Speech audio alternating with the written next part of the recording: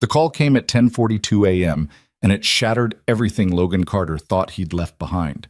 Victoria Hale, the woman who once commanded boardrooms with a single glance, the CEO who'd vanished from his life 3 years ago without explanation, was standing in the rain, locked out and broken. Her voice cracked through the phone. "Can you come get me?" He should have said no. He should have remembered the hurt, but Logan grabbed his keys anyway. This is the story of a door that opened when all others had closed. Stay until the end, hit that like button, and comment your city below so I can see how far this story travels. The morning of March 14th started like any other Thursday in Logan Carter's small world. Sunlight filtered through the kitchen window of his modest two-bedroom apartment, casting warm rectangles across the linoleum floor that had seen better days. The coffee maker gurgled its final notes, and somewhere down the hall, his 7-year-old daughter Emma was singing off-key while brushing her teeth, a morning ritual that never failed to make him smile, even on the hardest days. Logan stood at the sink scrubbing dried oatmeal from Emma's favorite bowl, the one with the faded unicorns that she'd insisted on using every morning for the past 2 years. His hands moved automatically through the warm, soapy water while his mind wandered to the day ahead. He had a job interview at 2 o'clock for a position at a local logistics company. Nothing glamorous, but it paid better than his current warehouse gig, and it would mean he could finally afford to fix the transmission in his truck before winter hit again. "Daddy!" Emma appeared in the doorway, her dark hair still damp from the shower, wearing the purple dress she'd picked out the night before. "Can you do my braid? The French one?" Logan dried his hands on the dish towel and smiled. "Come here, Ladybug." She climbed onto one of the kitchen chairs, and he began working his fingers through her hair with the careful precision that had taken him months to learn after Emma's mother left. That was 4 years ago now, 4 years of learning to be both father and mother, of mastering braids and ponytails, of understanding that sometimes love meant showing up every single day, even when you were exhausted, even when the bank account was running on fumes, even when the world felt impossibly heavy. "Tighter this time," Emma instructed, her feet swinging beneath the chair. "Katie's mom does them really tight and they last all day." "Yes, ma'am," Logan replied, weaving the strands carefully. "How's this?" "Perfect." She hopped down and examined herself in the reflection of the microwave door. "Can I have my lunch money?" Logan reached for his wallet on the counter, pulling out a $10 bill. Emma's school provided free lunch, but she'd been saving her allowance to buy her friend Mia a birthday present, and Logan wasn't about to tell her she couldn't be generous. He'd learned long ago that kindness wasn't about what you could afford. It was about what you chose to give anyway. "Don't spend it all in one place," he said, tousling her hair gently. "I won't. Love you, Daddy." "Love you too, Em. Bus comes in 15 minutes. She grabbed her backpack, purple with yellow stars because of course it was, and headed for the living room where her shoes waited by the door. Logan watched her go, feeling that familiar mix of pride and protective fear that came with being a single parent. Every day she grew a little older, a little more independent, a little further from needing him. And every day he tried to be worthy of the trust she placed in him so completely. He returned to the kitchen, wiping down the counter with methodical strokes. The apartment wasn't much, just 800 square feet on the second floor of a building that had been vintage 20 years ago and was now just old, but it was theirs. The walls held Emma's artwork, the refrigerator displayed her spelling tests and permission slips, and the living room couch had a permanent indent from their Friday movie nights. This was his world now, small, simple, and safe. The phone vibrated on the marble-patterned laminate counter at exactly 10:42 a.m. Logan almost didn't look at it. He was running late for his own morning routine, and he still needed to shower before the interview. But something made him glance down at the screen, and when he saw the name displayed there, his entire body went rigid. Victoria Hale. The phone continued to vibrate in his hand, the name glowing like an accusation, like a ghost, like a door to a past he'd worked 3 years to close. Victoria Hale. His mind stumbled over the name, trying to reconcile it with the present moment. Victoria, who had disappeared from his life without warning. Victoria, who had once been his closest friend, his confidant, the person who understood parts of him that no one else could reach. Victoria, who'd climbed the corporate ladder with a determination that was both inspiring and terrifying, leaving everyone else behind, including him. The last time they'd spoken was 33 months ago. He'd counted once, during a sleepless night when Emma was sick and he'd been awake at 3 a.m., his mind wandering through old wounds. She'd called him then too, her voice bright with excitement about a promotion, about moving to a different city, about opportunities he couldn't quite understand because they existed in a world so far removed from his own. "I'll stay in touch," she'd promised. "This isn't goodbye, Logan. Just see you later." But later never came. The texts stopped, the calls ended, and Logan learned what he should have known all along, that people like Victoria Hale didn't stay in the lives of people like him. Their worlds had collided briefly, beautifully, but ultimately they'd been on different trajectories all along. He'd made peace with it, or at least he'd tried. Now her name glowed on his phone screen, and his thumb hovered over the answer button like it was something dangerous. He answered, "Logan?" Her voice came through the speaker, and it was wrong. All wrong. This wasn't the confident, controlled Victoria he remembered, the woman who could command a conference room with a whisper, who never let anyone see her sweat. This voice was thin, fragile, like something that might shatter if he spoke too loudly. "Victoria?" He pressed the phone harder against his ear, as if that might help him understand what he was hearing. Are you okay?" There was a sound on the other end that might have been a laugh or might have been something breaking. "I'm sorry to call you like this. I know it's been a long time. I know I don't have the right—" "What happened?" Logan cut through her apology, his heart starting to pound. In the background, he could hear rain. Heavy rain, the kind that turned streets into rivers. She paused, and he heard her take a shaky breath. "I need help. I didn't know who else to call." Logan's hand tightened on the phone. "Where are you?" Another pause, longer this time. "I'm at a house. My house. Except it's not my house anymore. He locked me out, Logan. He locked me out and he won't let me back in, and all my things are in there, and I can't—" Her words tumbled over each other, fragmented and desperate. "Who locked you out?" Logan was already moving, grabbing his keys from the hook by the door, scanning the room for his wallet. "Victoria, who are you talking about?" "Marcus. My fiancé. Ex-fiancé. I don't know what he is anymore." Her voice cracked completely on the last word. "I'm standing outside in the rain, and I don't have anywhere to go, and can you come get me, please?" Logan's mind was racing, trying to piece together a story from fragments. Victoria had a fiancé, an ex-fiancé. Someone had locked her out of her own house. She was standing in the rain. She needed him. "Send me the address," he said, already heading for the door. "I'm on my way." "Logan, I'm 2 hours away. I can't ask you to—" "You're not asking. I'm telling you. Send me the address, Victoria. I'm coming." There was silence on the other end, and for a moment he thought she might argue. But then she simply said, "Thank you." And her voice was so small it made something in his chest ache. The call ended. A moment later, his phone buzzed with a text message containing an address in Westbrook, a wealthy suburb he'd only ever driven through on his way to somewhere else. Of course, that's where she lived. Where else would someone like Victoria Hale end up? Logan stared at the address, his mind already calculating drive time, gas money, the interview he was supposed to have at 2 o'clock. He should call and reschedule. He should be responsible. He should think about Emma, about his own life, about all the reasons this was a terrible idea. But Victoria's voice echoed in his head, broken and desperate, and nothing like the woman he'd known, and the decision had already been made before he'd consciously realized it. He grabbed his jacket, scribbled a quick note for Emma in case he wasn't back before the bus dropped her off, and headed out the door. The drive to Westbrook should have taken 90 minutes, but Logan made it in 75. His truck, a 2004 Ford Ranger that coughed black smoke when he pushed it past 60, complained the entire way, but he ignored it. Rain hammered against the windshield, turning the highway into a blur of gray and darker gray. The wipers moved in frantic arcs, barely keeping up with the deluge.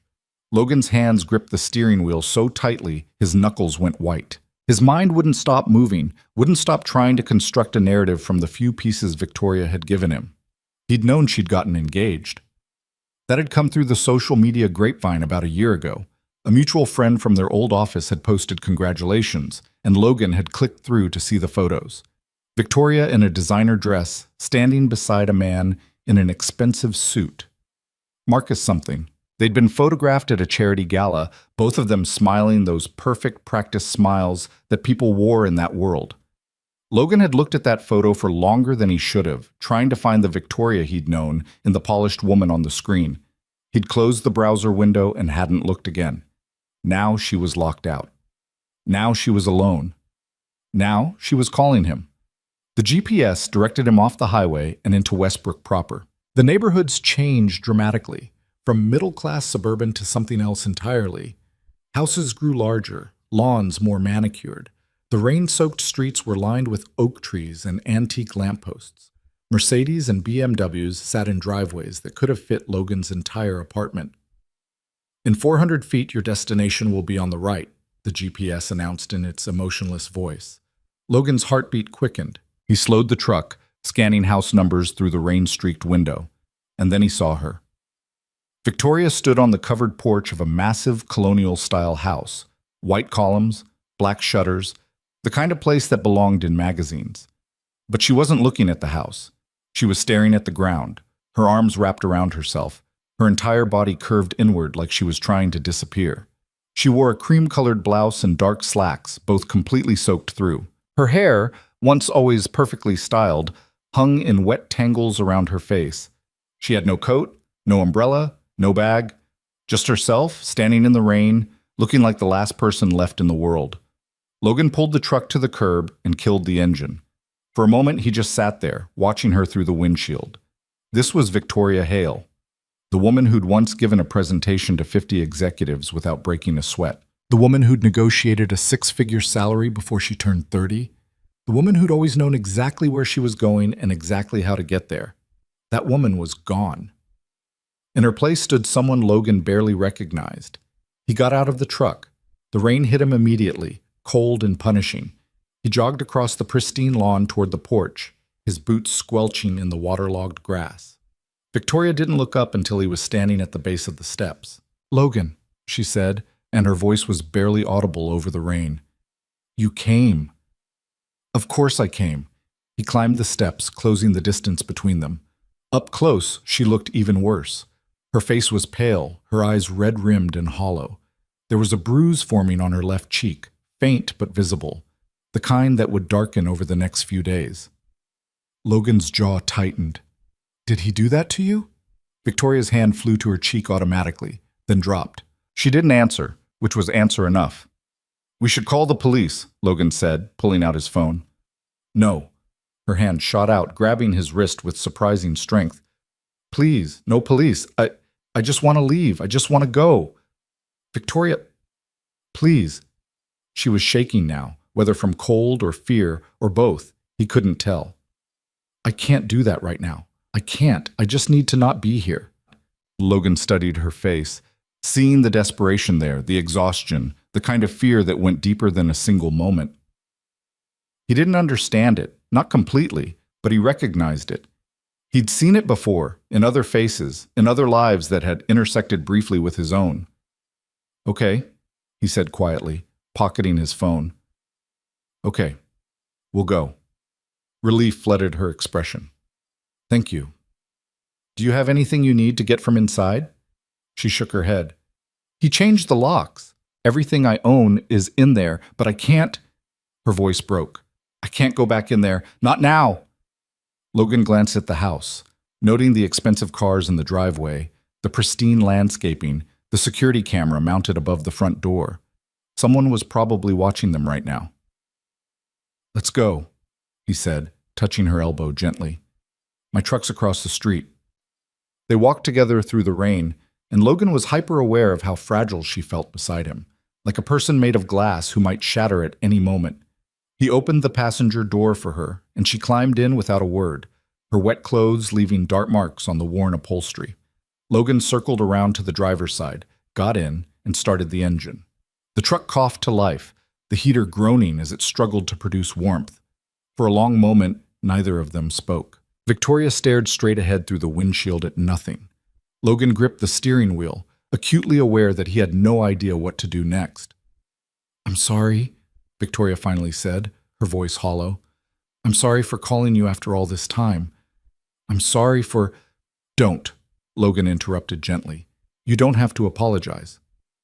I have nowhere else to go, she continued as if he hadn't spoken. I called my sister, but she's in Europe. I called my assistant, but she... Victoria's voice hitched. Everyone who works for me works for Marcus too, the company we built together. They're all his people now. I have friends, but they're our friends, and I don't know who's going to take his side, and I couldn't think of anyone else who... Hey, Logan reached over and touched her hand briefly, just enough to interrupt the spiral. It's okay. You're okay. She looked at him then, really looked at him, and her eyes were filled with something that might have been gratitude, or might have been shame, or might have been both. I don't deserve your kindness. That's not how kindness works, Logan said simply. It's not about deserving. Victoria's face crumpled, and for a moment he thought she might cry. But she pulled herself together with visible effort, straightening her shoulders, taking a slow breath.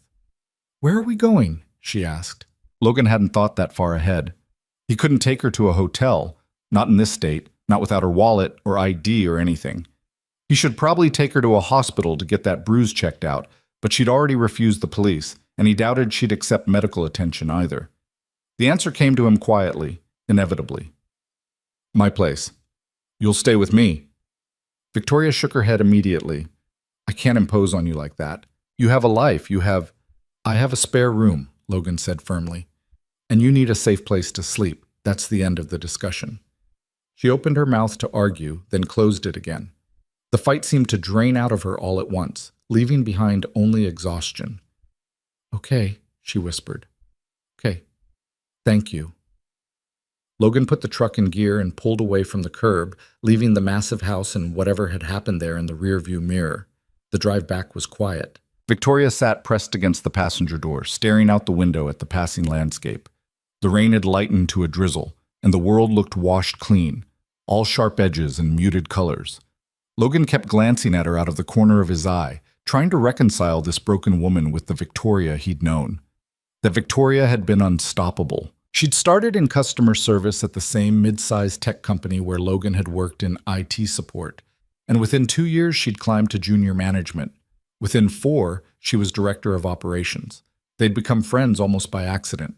Logan had been called to fix her computer one afternoon, and they'd started talking about a news article they'd both read. The conversation had stretched from 15 minutes to an hour, and then to coffee the next day, and then to a friendship that had felt easy and natural in a way few things in Logan's life ever had.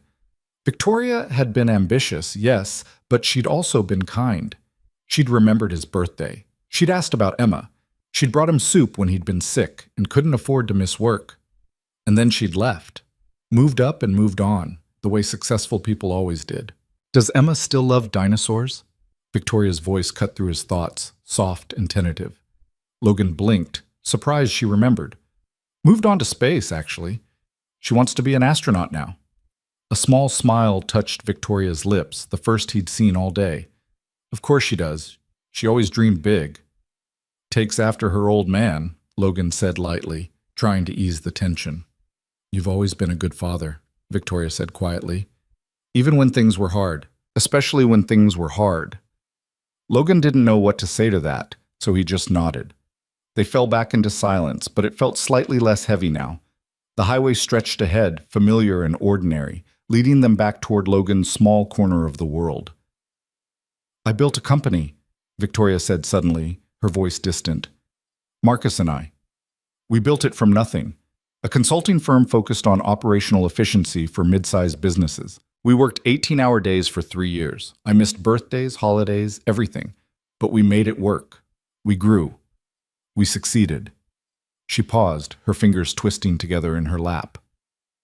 6 months ago, he asked me to marry him. I said yes. I thought... Her voice caught. I thought he loved me. I thought we were partners. Logan waited, giving her space to continue or stop, whichever she needed. Last week, I found out he'd been moving money. Our money. Company funds into personal accounts I didn't have access to. When I confronted him, he said I was overreacting. Said it was just temporary for tax purposes. But I'm not stupid, Logan. I know what embezzlement looks like. Logan's hands tightened on the wheel. What did you do? I told him I was going to bring it to the board. I told him he needed to transfer everything back immediately, or I'd file a report with the SEC. She laughed bitterly. He didn't take that well. Is that when he hit you? No, that came later.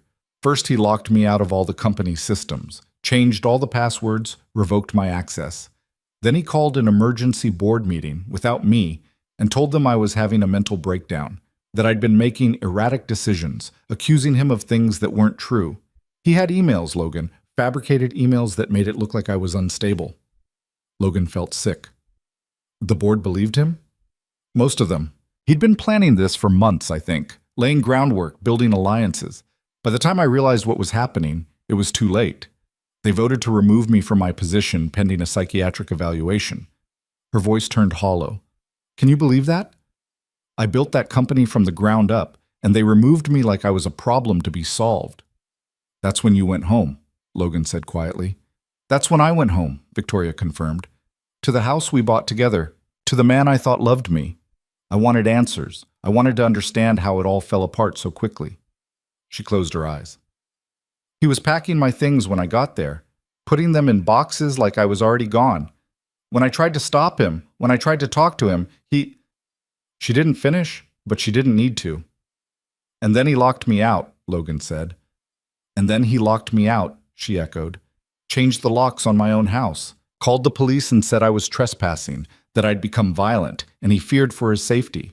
I was standing on my own porch with nowhere to go, and the police were telling me I needed to leave or they'd arrest me. Logan felt rage building in his chest, cold and controlled, the kind that didn't explode but settled deep and burned slow. That's illegal. He can't just kick you out of your own house. Technically, it's his house. Only his name is on the deed. He bought it before we met, and I never— She shook her head. It doesn't matter. I have lawyers now.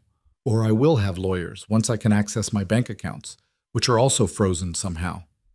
Everything I built, everything I owned, it's all tied up in legal battles I can't even begin to fight yet. What about your family? My parents died when I was 23. You knew that. My sister is overseas and not exactly— We're not close. Victoria turned to look at him, and there was something raw in her expression. I worked so hard, Logan. I sacrificed everything to build something that mattered. And in 1 week, it all disappeared. The company, the money, the house, the person I thought I'd spend my life with. All of it, just gone. Logan didn't have words for that kind of loss. He knew poverty, he knew struggle, but he'd never stood at the top and watched everything crumble beneath him. I'm sorry, was all he could offer, and he knew it wasn't enough. You're the only person I could think of, Victoria said quietly. The only person who ever knew me before I became whatever I became. The only person who might still— She stopped herself. I'm sorry, that's not fair to you. I disappeared from your life. I wasn't there when you needed me, and now I'm asking you to be there for me. You are there when I needed you, Logan corrected gently. 3 years ago, when Emma had pneumonia and I couldn't afford both the medication and rent, you sent me money. You didn't ask questions, you didn't make me feel small, you just helped. Victoria looked surprised. You knew that was me? The return address was a P.O. box, but the handwriting on the envelope was yours. Logan smiled slightly. You helped me then. I'm helping you now. That's how this works. She was quiet for a long moment. I'll pay you back. As soon as I can access my accounts. I don't want your money, Victoria. I just want you to be okay. The simplicity of that statement seemed to break something in her. She turned back to the window and her shoulders started shaking. Logan realized she was crying, not the dramatic sobs of someone falling apart, but the silent, exhausted tears of someone who'd been holding themselves together for too long. He didn't try to stop her. He just drove, keeping his eyes on the road, giving her the privacy to fall apart without an audience. By the time they reached his apartment complex, the tears had stopped, leaving Victoria looking even more drained than before. Logan parked in his assigned spot and turned off the engine. We're here. Victoria looked up at the modest 3-story building, taking in the peeling paint and the cracked sidewalk and the kid's bicycle chained to the railing. This is not what you're used to, Logan finished. I know, but it's safe and it's warm, and right now that's what matters. She nodded slowly. Okay. They got out of the truck and Logan led her up the exterior stairs to the second floor. His keys jingled as he unlocked the door marked 2C. "Welcome to Castle Carter," he said, pushing the door open. The apartment looked exactly as he'd left it, slightly cluttered, but clean, with Emma's school papers still scattered on the coffee table and the breakfast dishes still drying in the rack. It was small and lived in, and probably worth less than Victoria's monthly car payment had been. But it was home. "The spare room is down the hall," Logan said, closing the door behind them. "It's pretty basic, just a bed and a dresser, but the sheets are clean. Bathroom's the first door on the right. There should be clean towels in the closet." Victoria stood in the middle of the living room looking lost. "Why don't you take a hot shower and get into some dry clothes?" Logan suggested gently. "I'll find something for you to wear. It won't fit well, but it'll be better than what you've got on." She looked down at herself as if just remembering she was soaked through. "Okay, yeah, that sounds good." Logan showed her to the bathroom, dug out his warmest sweatpants and an old college hoodie from his drawer, and left them outside the door. He heard the shower turn on a moment later, and the sound of water running was somehow comforting. A normal sound in an abnormal situation. He went back to the kitchen and started making tea. It seemed like the right thing to do, though he wasn't sure why. Maybe because his own mother used to make tea when things were bad, and some instincts ran deeper than logic. The tea was steeping when his phone buzzed. A text from Emma. "Home safe. Mrs. Peterson is here until you get back. Where are you?" Logan typed back. "Had an emergency. Be home by 4. Love you. Love you too, Daddy."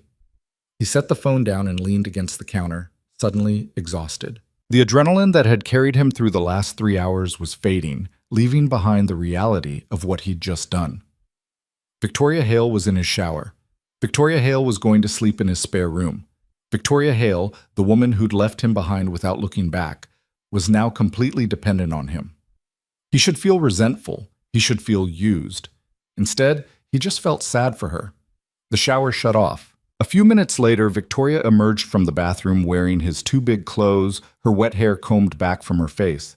She looked younger somehow, vulnerable, like a person stripped of all the armor they'd spent years building. "I made tea," Logan said, gesturing to the mug on the counter. "Thank you." She took it with both hands, cradling the warmth. "Logan, You should rest," he interrupted gently. "You look like you haven't slept in days." "I haven't," she admitted. "Every time I close my eyes, I see—" She stopped herself, shaking her head. "But I don't want to impose more than I already have." "You're not imposing, and you need sleep. Doctor's orders." "You're not a doctor." "No, but I play one on TV," Logan said with a slight smile. It was a dumb joke, but it earned him a tiny huff of amusement from Victoria. "Okay, I'll rest. But just for a little while." He showed her to the spare room, which had previously served as Emma's playroom and was still decorated with glow-in-the-dark stars on the ceiling. Victoria didn't comment on them. She just set her tea on the nightstand and sat carefully on the edge of the bed. "If you need anything, I'll be in the living room," Logan said from the doorway. "Logan?" She looked up at him and her eyes were impossibly tired. "Why are you doing this? After everything, after I just disappeared from your life, why did you come get me?" Logan thought about it for a moment, searching for the truth in his own motivations. "Because you called," he finally said. "And because when someone reaches out in the dark, you reach back. That's all there is to it." Victoria's eyes filled with tears again, but she blinked them away. "I don't deserve you." "Lucky for both of us, that's not how this works either." Logan gave her a small smile. "Get some sleep, Victoria. Everything else can wait." He closed the door gently and returned to the living room, where the afternoon light was starting to fade toward evening. Emma would be home soon, and he'd have to explain why there was a stranger sleeping in the spare room. He'd have to call his job interview and reschedule, explain why he'd missed it without explaining anything at all. But right now, in this moment, Logan just sat on his worn couch and let himself feel the weight of the day.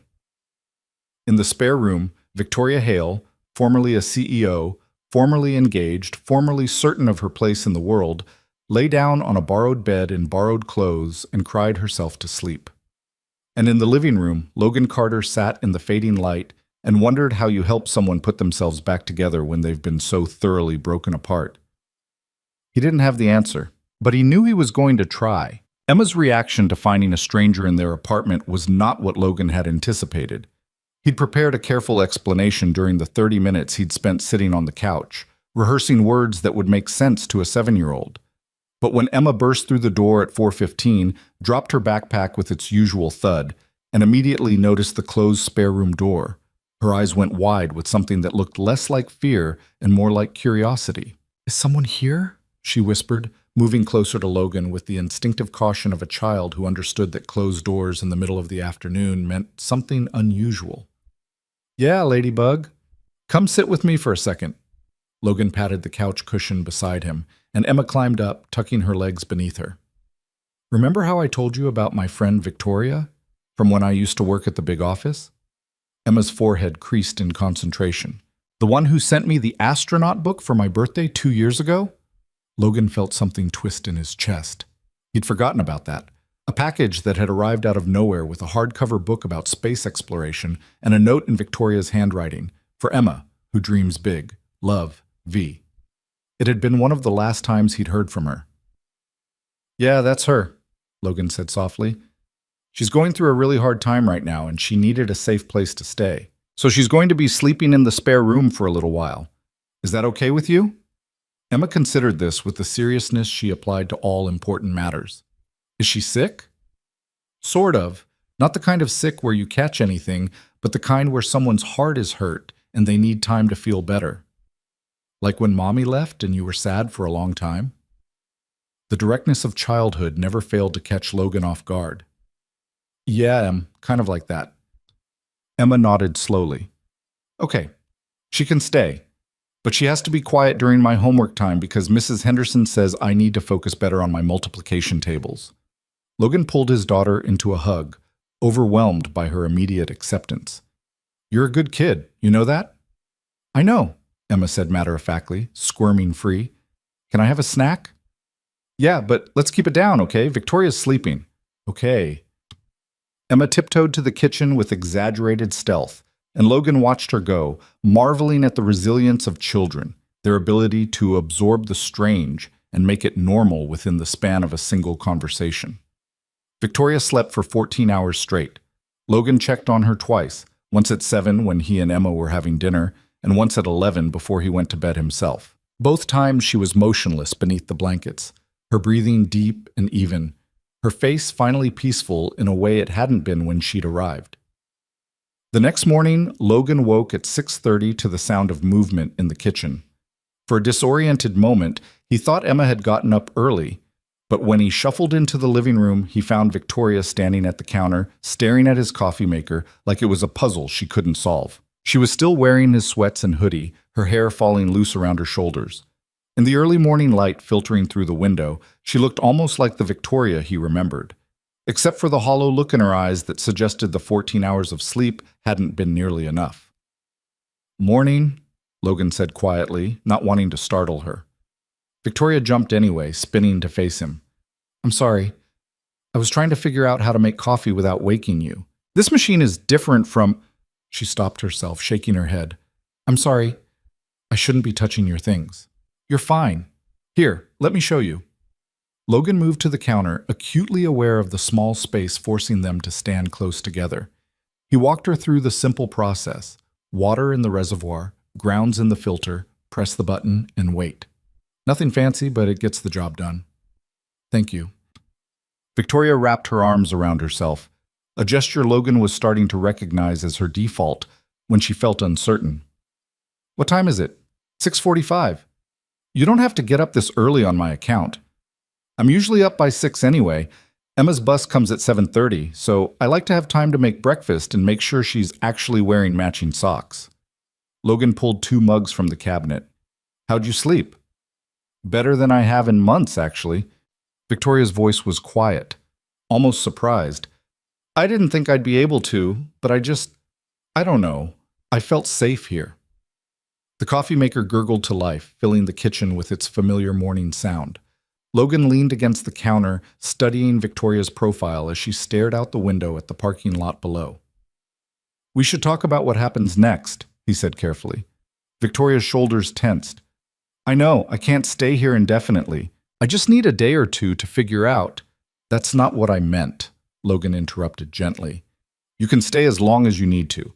I'm not kicking you out, Victoria, but we need to talk about practical things, like whether you need to see a doctor about that bruise, or whether you want to file a police report, or how we're going to get you access to your own money. Victoria's hand went to her cheek automatically, fingers brushing the darkening bruise. I don't want to see a doctor. It looks worse than it is. That's not really how bruises work. Logan, please. I can't deal with hospitals right now. I can't deal with police reports and statements and having to explain over and over what happened. Her voice cracked. I just need a few days where I don't have to fight. Is that okay? Logan wanted to argue. He wanted to insist on medical attention and police intervention and all the proper channels that existed to help people in situations like this. But he recognized the exhaustion in Victoria's voice, the kind that went beyond physical tiredness into something deeper and more fragile. Okay, he said quietly. A few days. But after that, we're at least calling a lawyer. You need someone who can help you navigate the legal side of this. Victoria nodded, relief washing over her face. After a few days, I promise. The coffee finished brewing, and Logan poured them each a cup. They stood in the kitchen in comfortable silence, both of them watching the sunrise paint the sky in shades of pink and gold. Daddy? Emma's voice came from down the hall, sleepy and confused. Why are you talking to someone? Our guest is awake, Logan called back. Come say good morning. There was the sound of small feet padding across the floor, and then Emma appeared in the doorway, wearing her favorite purple pajamas, her hair sticking up in directions that defied physics. She stopped when she saw Victoria, her eyes going wide. Hi, Emma said shyly. Hi, Victoria replied, and Logan heard her voice soften in a way that made his chest ache. You must be Emma. I'm Victoria. I know. Daddy told me. You sent me the space book. I did. Did you like it? Emma nodded vigorously. It's my favorite book ever. It has pictures of the Mars rover and everything. She took a tentative step closer. Are you feeling better? Daddy said your heart was sick. Victoria glanced at Logan, something unreadable in her expression, then looked back at Emma. I'm getting there. Thank you for letting me stay in your room. It's not my room anymore, Emma corrected. I'm too big for toys now. Mostly I just keep my art supplies in there. She tilted her head, studying Victoria with the frank curiosity of childhood. Why is your face purple? Emma, Logan said gently, but Victoria held up a hand. It's okay. She knelt down so she was eye level with Emma, and Logan saw her make a visible effort to keep her voice steady. I got hurt by someone I trusted. Sometimes people we think are good turn out to be not so good, but I'm safe now, and it's going to heal. Emma processed this with her characteristic seriousness. Did you tell a grown-up? I told your dad. Good. He's really good at fixing things. He fixed my bike and my favorite stuffed bear, and the time the toilet was making weird noises. Emma paused. He'll probably fix you too. Victoria's eyes filled with tears, but she blinked them away quickly. I hope so. Okay, I'm going to go get dressed for school now. Emma started to leave, then turned back. Victoria? After you're fixed, will you tell me about space stuff? The book said you used to work with satellites. Logan hadn't known that. He'd never asked Victoria about the specifics of her work, beyond the basic understanding that she'd climbed far beyond where either of them had started. I'd like that, Victoria said softly. When I'm feeling better, we can talk about anything you want. Emma beamed and ran back down the hall, leaving Logan and Victoria alone in the kitchen again. She's wonderful, Victoria said, standing up and wiping at her eyes.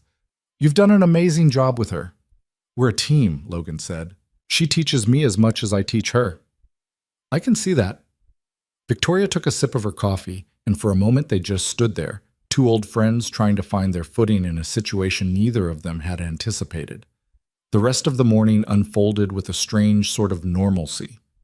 Logan made scrambled eggs and toast while Emma chattered about her upcoming science fair project. Victoria sat at the small kitchen table, nursing her coffee and watching them with an expression Logan couldn't quite read. Something between longing and sadness and maybe a hint of peace. When the bus came, Emma grabbed her backpack and paused at the door. Bye, Daddy. Bye, Victoria. I hope you have a good day feeling better.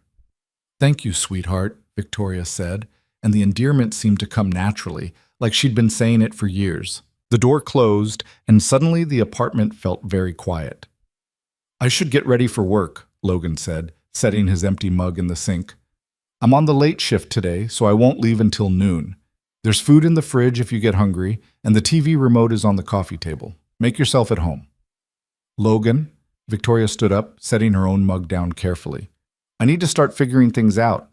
I can't just sit here all day while you take care of me. What do you need?" "A phone, for starters. Mine was in my purse, which is locked in the house. I need to call my lawyer, assuming Marcus hasn't convinced her to drop me as a client too. I need to access my email, figure out what accounts I can still get into, start building a case for—" She stopped herself, taking a breath. "I need to do something. Sitting still makes me think too much." Logan considered this. "My laptop's in my room. It's old and slow, but it works. You can use that. And I have a spare phone in my drawer. Nothing fancy, just a prepaid thing I keep for emergencies. You're welcome to it." "I can't take your emergency phone." "Victoria, you are the emergency." Logan said it without thinking, and he saw her flinch slightly at the words. "I didn't mean it like that. I just meant you need help right now, and I have resources I can share. That's all." Victoria looked at him for a long moment, and he saw something shift in her expression, a crack in the armor she'd been trying to maintain. "I spent years learning how to be independent, how to need nothing from anyone, and now I'm standing in your kitchen wearing your clothes and needing everything." Her voice broke on the last word. "I don't know how to do this, Logan. I don't know how to be this person." Logan moved closer, carefully, like approaching something wild that might bolt. "You don't have to know. You just have to take it one day at a time, 1 hour at a time if you need to. The rest will figure itself out." "You make it sound so simple." "It's not simple, but it's survivable. I know that for a fact." Logan reached out and touched her shoulder briefly, a gesture of comfort that felt both familiar and strange. "Let me get you set up with the laptop and phone. You do what you need to do. I'll be here if you need anything." Victoria nodded, not trusting her voice to speak. Logan retrieved his laptop from his bedroom, a Dell that was at least 6 years old and showed every day of its age, and set it up on the kitchen table. He dug out the prepaid phone from his nightstand drawer, still in its packaging, and activated it while Victoria watched. "Password for the laptop is Emma2018, he said, writing down the phone number on a scrap of paper. "And here's the number for this phone. I'll text you my number so you have it." "Thank you." Victoria took the phone like it was something precious. "I'll replace all of this. Once I can access my accounts." "I don't want you to replace it. I want you to use it." Logan's voice was firm but gentle. "Stop thinking about what you owe me and start thinking about what you need to do next." Victoria pulled the laptop toward her, her fingers hovering over the keyboard. "Okay, yeah. Okay." Logan left her to it, retreating to his bedroom to get ready for work. He could hear the soft clicking of keys from the kitchen, the sound of someone trying to rebuild their life, one email at a time. By the time he emerged 40 minutes later, showered and dressed in his warehouse uniform, Victoria was deep in concentration. She'd filled 3 pages of a notebook with handwritten notes, and her coffee mug had been refilled twice if the rings on the table were any indication. "I'm heading out," Logan said from the doorway. "I'll be back around 9 tonight. Emma gets home at 3:30, and Mrs. Peterson from downstairs usually checks in on her until I get back. She has my number if there's an emergency." Victoria looked up, blinking like she'd forgotten where she was. "Okay, I'll stay out of the way." "You're not in the way. Emma knows you're here. Mrs. Peterson knows we have a guest. It's fine." Logan grabbed his keys from the hook. "There's leftover chicken in the fridge if you want lunch, and, Logan, I can feed myself. Go to work. I'll be fine." He hesitated at the door, some instinct telling him he shouldn't leave her alone. But Victoria had already turned back to the laptop, her jaw set with determination, and he recognized that look. She needed to do this. She needed to feel like she had some control over the chaos her life had become. "Call me if you need anything," he said. "I will, thank you." Logan left for work, and Victoria Hale sat alone in a stranger's apartment, trying to piece together the remnants of her shattered life. The emails told a story Victoria hadn't been prepared to read. She'd managed to access her personal account, the one Marcus didn't know about, the one she'd set up years ago and barely used. The inbox was full of automated notifications, newsletters, spam. But buried in the mess were messages from people she'd worked with, people she'd trusted. The first was from Jennifer Oakes, her former assistant, sent 3 days ago. Victoria, I don't know if you'll see this, but I need you to know I didn't want any part of what happened. Marcus made it very clear that anyone who stayed loyal to you would be gone too. I have student loans. I have rent. I couldn't afford to lose my job. I'm sorry. I hope you're okay. The second was from David Chen, who'd been her director of operations. I voted against the removal, for what it's worth. But I was outnumbered, and Marcus had documentation I couldn't dispute. I don't know what really happened between you two, but this doesn't feel right. If you need someone to testify to your competence and character, I'm willing to do that. Just let me know. The third was from Marcus himself, sent yesterday morning. Victoria, this doesn't have to be ugly. I've spoken with legal and we're prepared to offer you a settlement. Sign the NDA, walk away quietly, and you'll receive 6 months' salary and a neutral reference. If you fight this, I'll make sure every company in the industry knows you're unstable. You'll never work in consulting again. Your choice. You have 48 hours. Victoria read that email 3 times, her hands shaking more with each pass.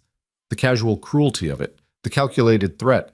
This was a Marcus she'd never seen before. Or maybe she had seen him and chosen to ignore the signs because it was easier to believe in the person she wanted him to be rather than the person he actually was. 48 hours. That deadline had passed 3 hours ago.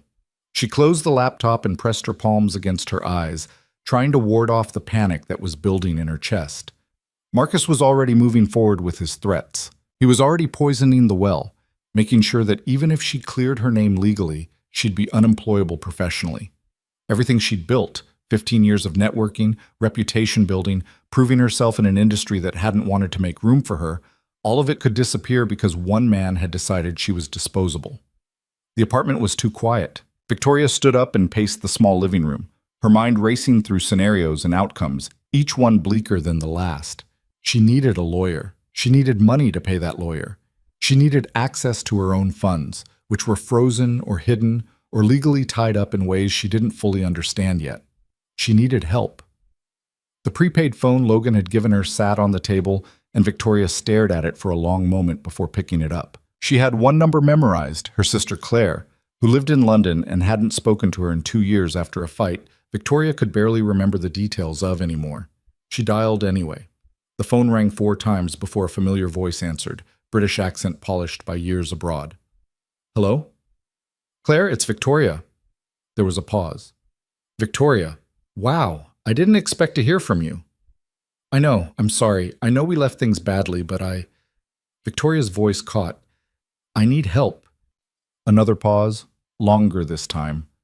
What kind of help? The kind where everything in my life fell apart, and I don't know how to fix it. Victoria closed her eyes, forcing herself to continue. Marcus and I broke up. Actually, that's not accurate. Marcus systematically destroyed my career, stole company assets, got me removed from the business we built together, and then locked me out of our house. I have no money, no phone, nowhere to live. I'm calling you from a borrowed phone in a friend's apartment, and I don't know what to do next. She heard Claire take a sharp breath. Jesus, Victoria, when did this happen? Last week. This week. It's all kind of blurred together. Victoria sank onto the couch, suddenly exhausted again, despite the 14 hours of sleep. I know you're in London. I know you can't just drop everything, but I need advice. I need someone who can think clearly because I can't right now. Okay, let me think. Victoria could hear the sound of movement, a door closing, the ambient noise of an office fading away. First question. Are you safe where you are? Yes, I'm with Logan. Do you remember me talking about him? We worked together years ago. The single dad with the daughter who liked dinosaurs? Space now, apparently, but yes, that's him. Victoria felt something in her chest loosen slightly. Claire remembered. Despite the years of distance and silence, Claire had remembered. He came and got me when I had nowhere else to go. He's letting me stay in his spare room. Is he expecting anything in return? No, he's just... Victoria searched for the right words. He's just kind, in this uncomplicated way that I'd forgotten existed. Claire was quiet for a moment. Okay, that's good. You need uncomplicated right now. Second question, do you have any access to money at all? None. My personal accounts are frozen. Marcus filed some kind of injunction claiming I was trying to hide assets pending the investigation into my mental state. My company accounts are obviously gone. I had about $60 in my wallet, which is locked in the house. Christ. Claire exhaled slowly. Okay. I can wire you money. Not a lot, but enough to hire a lawyer and cover basics while you sort this out. Give me an account number and I'll send it today. Victoria felt tears prick at her eyes. Claire, I can't ask you to... You're not asking, I'm offering. We're sisters, Victoria. We might not always get along, but you don't leave family to drown. Claire's voice softened. I should have called after the engagement announcement. I should have reached out. I knew something felt off about that whole situation, but I let our fight get in the way of checking on you, so let me help now. I don't have a bank account you can wire to. Everything is frozen or inaccessible. Then I'll overnight you a check. What's the address? Victoria rattled off Logan's address, which she'd memorized from the mail sitting on the counter. The simple act of having a plan, even a small one, made her feel slightly less like she was drowning. Thank you, Victoria whispered. I'll pay you back. I know you will. You always do. Claire paused. For what it's worth, I'm sorry this happened. You deserved better. Did I, though? The question came out before Victoria could stop it. I chose him. I ignored red flags. I let ambition blind me to... Stop, Claire interrupted firmly. You didn't deserve to be abused. You didn't deserve to have your life destroyed. Whatever mistakes you made in judgment, don't excuse what he did. Don't let him make you think you brought this on yourself. Victoria hadn't heard it framed that way before. She'd been so busy cataloging her own failures, the warning signs she'd missed, the trust she'd given too freely, that she hadn't stopped to acknowledge the simple truth that none of her mistakes justified what Marcus had done. Okay, she said quietly. Okay. The check will be there tomorrow, Claire said. Call me when you get it. And Victoria, take care of yourself. Actually, take care of yourself. Not the workaholic version of self-care that just means working from a different location. I'll try. They said goodbye, and Victoria sat alone in the quiet apartment, feeling something that might have been hope stirring in her chest for the first time in days. Emma came home at 3:37, announced by the thundering of small feet on the stairs and the enthusiastic greeting she gave Mrs. Peterson before the older woman headed back downstairs. Victoria? Emma called out as she burst through the door. Are you still here? I'm still here, Victoria confirmed from the kitchen table, where she'd been making lists of phone calls to make and people to contact once Claire's check arrived. Emma dropped her backpack and bounded over, climbing into the chair across from Victoria with the easy confidence of a child who'd already decided they were friends. What are you doing? Making plans, trying to figure out some complicated adult stuff. Oh. Emma pulled her homework folder from her backpack. I have to do fractions. They're the worst. Do you like fractions? Victoria couldn't help but smile. I used to. I was pretty good at math. Could you help me? Emma pushed her worksheet across the table hopefully. Daddy tries, but he always makes it more confusing. I heard that. Logan's voice came from the hallway, and both Victoria and Emma jumped. He was standing in the doorway, home hours earlier than he should have been, still in his work uniform. You're back early, Victoria said, confused. They sent us home. Shipment got delayed, so there wasn't enough work to keep the full crew. Logan looked tired, but he smiled at Emma. Hey, Ladybug, how was school? Good. We're learning about fractions, and Victoria's going to help me because you're bad at it. Wow. Okay. Betrayed by my own daughter. Logan moved to the kitchen, pulling a beer from the fridge. You want anything? He asked Victoria. I'm fine, thank you. He settled onto the couch with his beer while Victoria and Emma worked through the homework together. It was strange and comfortable all at once, this domestic scene that felt both foreign and familiar. Victoria explained equivalent fractions using pizza slices as an example, and Emma's face lit up with understanding. That makes so much more sense than what Mrs. Henderson said, Emma exclaimed. You're really good at teaching. Thanks. I used to teach training sessions at my company. It's different from teaching math to second graders, but some of the same skills apply. What's your company do? Victoria hesitated. How did you explain operational consulting to a 7-year-old? We helped other companies figure out how to work better. Like if a toy company was having trouble getting their toys to stores on time, we'd help them fix their system so the toys got there faster. That's cool. Do you still do that? Not right now. Victoria kept her voice steady. I'm taking a break while I figure some things out. Emma accepted this with a shrug and returned to her worksheet. They worked in companionable silence for 20 minutes, and when the homework was done, Emma carefully packed everything back into her folder. Thank you for helping, she said formally. You're really smart. You're really smart too, Victoria replied. You just needed someone to explain it differently. Emma beamed and ran off to her room, leaving Victoria and Logan alone. He'd been quiet on the couch, watching them work, and now he looked at her with an expression she couldn't quite read. You're good with her, he said. She's easy to be good with. She's a special kid. She is. Logan took a sip of his beer. How was your day? Did you make any progress? Victoria filled him in on the emails, the call with her sister, the check that would arrive tomorrow. Logan listened without interrupting, his face darkening when she mentioned Marcus's ultimatum. He threatened to blacklist you from the industry? That's what he said. I don't know if he actually has that kind of reach, but he has enough connections to make things difficult. Victoria rubbed her temples. The consulting world is smaller than you'd think. A few well-placed rumors could tank my reputation before I even have a chance to defend myself. That's illegal. That's defamation or slander or something. It's hard to prove, and even harder to stop once the rumor mill starts turning. Victoria sighed. But I can't think about that right now. First priority is getting access to money so I can hire a lawyer. Once I have legal representation, we can start building a case for breach of fiduciary duty, unlawful termination, maybe even fraud depending on what we can prove about the money he moved. Logan was quiet for a moment. This is going to be a long fight, isn't it? Yeah, probably months, maybe years depending on how hard Marcus wants to make it. Victoria met his eyes. Which is why I can't stay here indefinitely. I need to find a more permanent solution. An apartment, a job, something that doesn't involve me living in your spare room and disrupting your life. You're not disrupting anything. Logan, you got sent home from work today and came back to find me doing homework with your daughter in your kitchen. This isn't normal. Normal's overrated. Logan set his beer down and leaned forward, elbows on his knees. Look, I get that you want to be independent.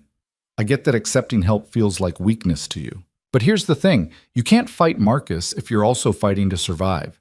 You need a stable place to stay so you can focus on the legal battle. This apartment isn't fancy, but it's stable. Stay. Fight your fight. We'll figure out the rest as we go. Victoria felt her throat tighten.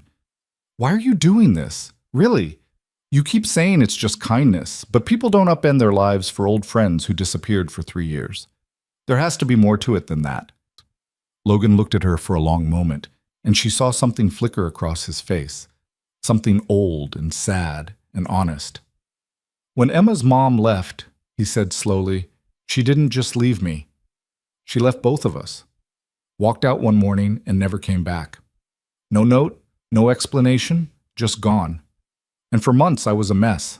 I could barely function. I was so deep in my own pain that I almost forgot I had a 3-year-old daughter who needed me to hold it together. He paused, his hands clasped tightly together. Mrs. Peterson from downstairs started showing up every morning. She'd make breakfast for Emma, get her dressed, play with her while I tried to pull myself together enough to go to work. She didn't ask if I needed help, she just helped. And when I finally could think clearly enough to thank her, you know what she said? Victoria shook her head. She said, "We're all just walking each other home, dear. Someday you'll do this for someone else, and it'll all balance out." Logan's eyes met Victoria's. So that's what I'm doing. I'm walking you home. And yeah, maybe it's because you sent me money when Emma was sick, or because you're Emma's favorite space book, or because we used to be friends. But mostly it's because you called and I could answer. That's all the reason I need. Victoria felt something break open in her chest. All the careful control she'd been maintaining, all the walls she'd built to keep herself together. Tears spilled down her cheeks, and she didn't bother trying to stop them. "I'm scared, Logan," she whispered. "I'm so scared that I'll never get my life back, that Marcus will win and I'll lose everything I worked for, and I'll never be able to rebuild." "Then we'll build something new," Logan said simply. "Maybe it won't look like what you had before. Maybe it'll be better. But you're not doing this alone, Victoria. Not anymore." She nodded, unable to speak past the lump in her throat. From down the hall, Emma called out, "Daddy, can Victoria stay for dinner? I want to show her my space poster." Logan smiled slightly. "Looks like you've been drafted." "I don't want to intrude on family time." "You're not intruding. You're part of the family now, whether you like it or not." He stood up, offering her his hand. "Come on, let's go see this poster. Fair warning, it's covered in glitter, and she's going to make you listen to at least 20 minutes of facts about Mars." Victoria took his hand and let him pull her up. "I think I can handle that." Dinner that night was spaghetti and meatballs from a jar, served on mismatched plates, while Emma regaled them with everything she'd learned about the Martian atmosphere. Victoria listened, asked questions, and felt something she hadn't felt in years, like she belonged somewhere, even if it was just a borrowed seat at a borrowed table in someone else's life. After Emma went to bed, Victoria and Logan sat on the small balcony, sharing the cool night air and the distant sounds of the neighborhood settling down for sleep. "Thank you," Victoria said quietly, "for everything. For coming to get me, for letting me stay, for not making me feel like a burden." "You're not a burden. You're just someone who needs help right now. There's a difference." Logan was quiet for a moment, then asked, "What did you mean earlier when you said you'd forgotten kindness could be uncomplicated?" Victoria thought about how to answer that. "In my world, the world I built for myself, everything had strings attached. Every favor came with expectations. Every act of generosity was really an investment in future returns. I learned to think that way too. I learned to calculate the value of relationships, to network strategically, to never give without expecting something back." She turned to look at him. "And then I ended up locked out of my own life, standing in the rain with nowhere to go. All those strategic relationships, all those carefully cultivated connections, none of them answered when I called, except you." "I'm sorry your world was like that," Logan said. "I made it that way. I chose ambition over everything else, over friendships, over family, over the parts of myself that used to believe in simple kindness." Victoria leaned against the railing. "I don't know how to go back to being that person. I don't even know if I want to." "Maybe you don't have to go back. Maybe you just have to figure out who you want to be now and start building toward that." Victoria smiled sadly. "When did you become so wise?" "Somewhere between changing diapers and learning how to French braid hair." But Logan returned her smile. "Give yourself time, Victoria. You're healing from more than just a bad relationship. You're healing from years of building a life that didn't actually fit you. That takes longer than a few days in a spare room." They sat in companionable silence, and Victoria felt the weight of the day finally settling into her bones. Tomorrow, Claire's check would arrive. Tomorrow she'd start making phone calls, hiring lawyers, building her case. Tomorrow the fight would begin in earnest. But tonight, she was just a woman on a balcony, learning how to accept kindness without calculating its cost. And that, she thought, might be the beginning of something worth rebuilding toward. Claire's check arrived on a Tuesday morning, delivered by a courier who required a signature that Victoria scrawled with shaking hands. $10,000.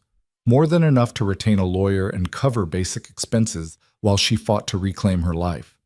She stood in Logan's kitchen holding the check, staring at the amount until the numbers blurred. This was real money, money that represented her sister's savings, her sister's trust, her sister's belief that Victoria was worth investing in even after years of silence between them.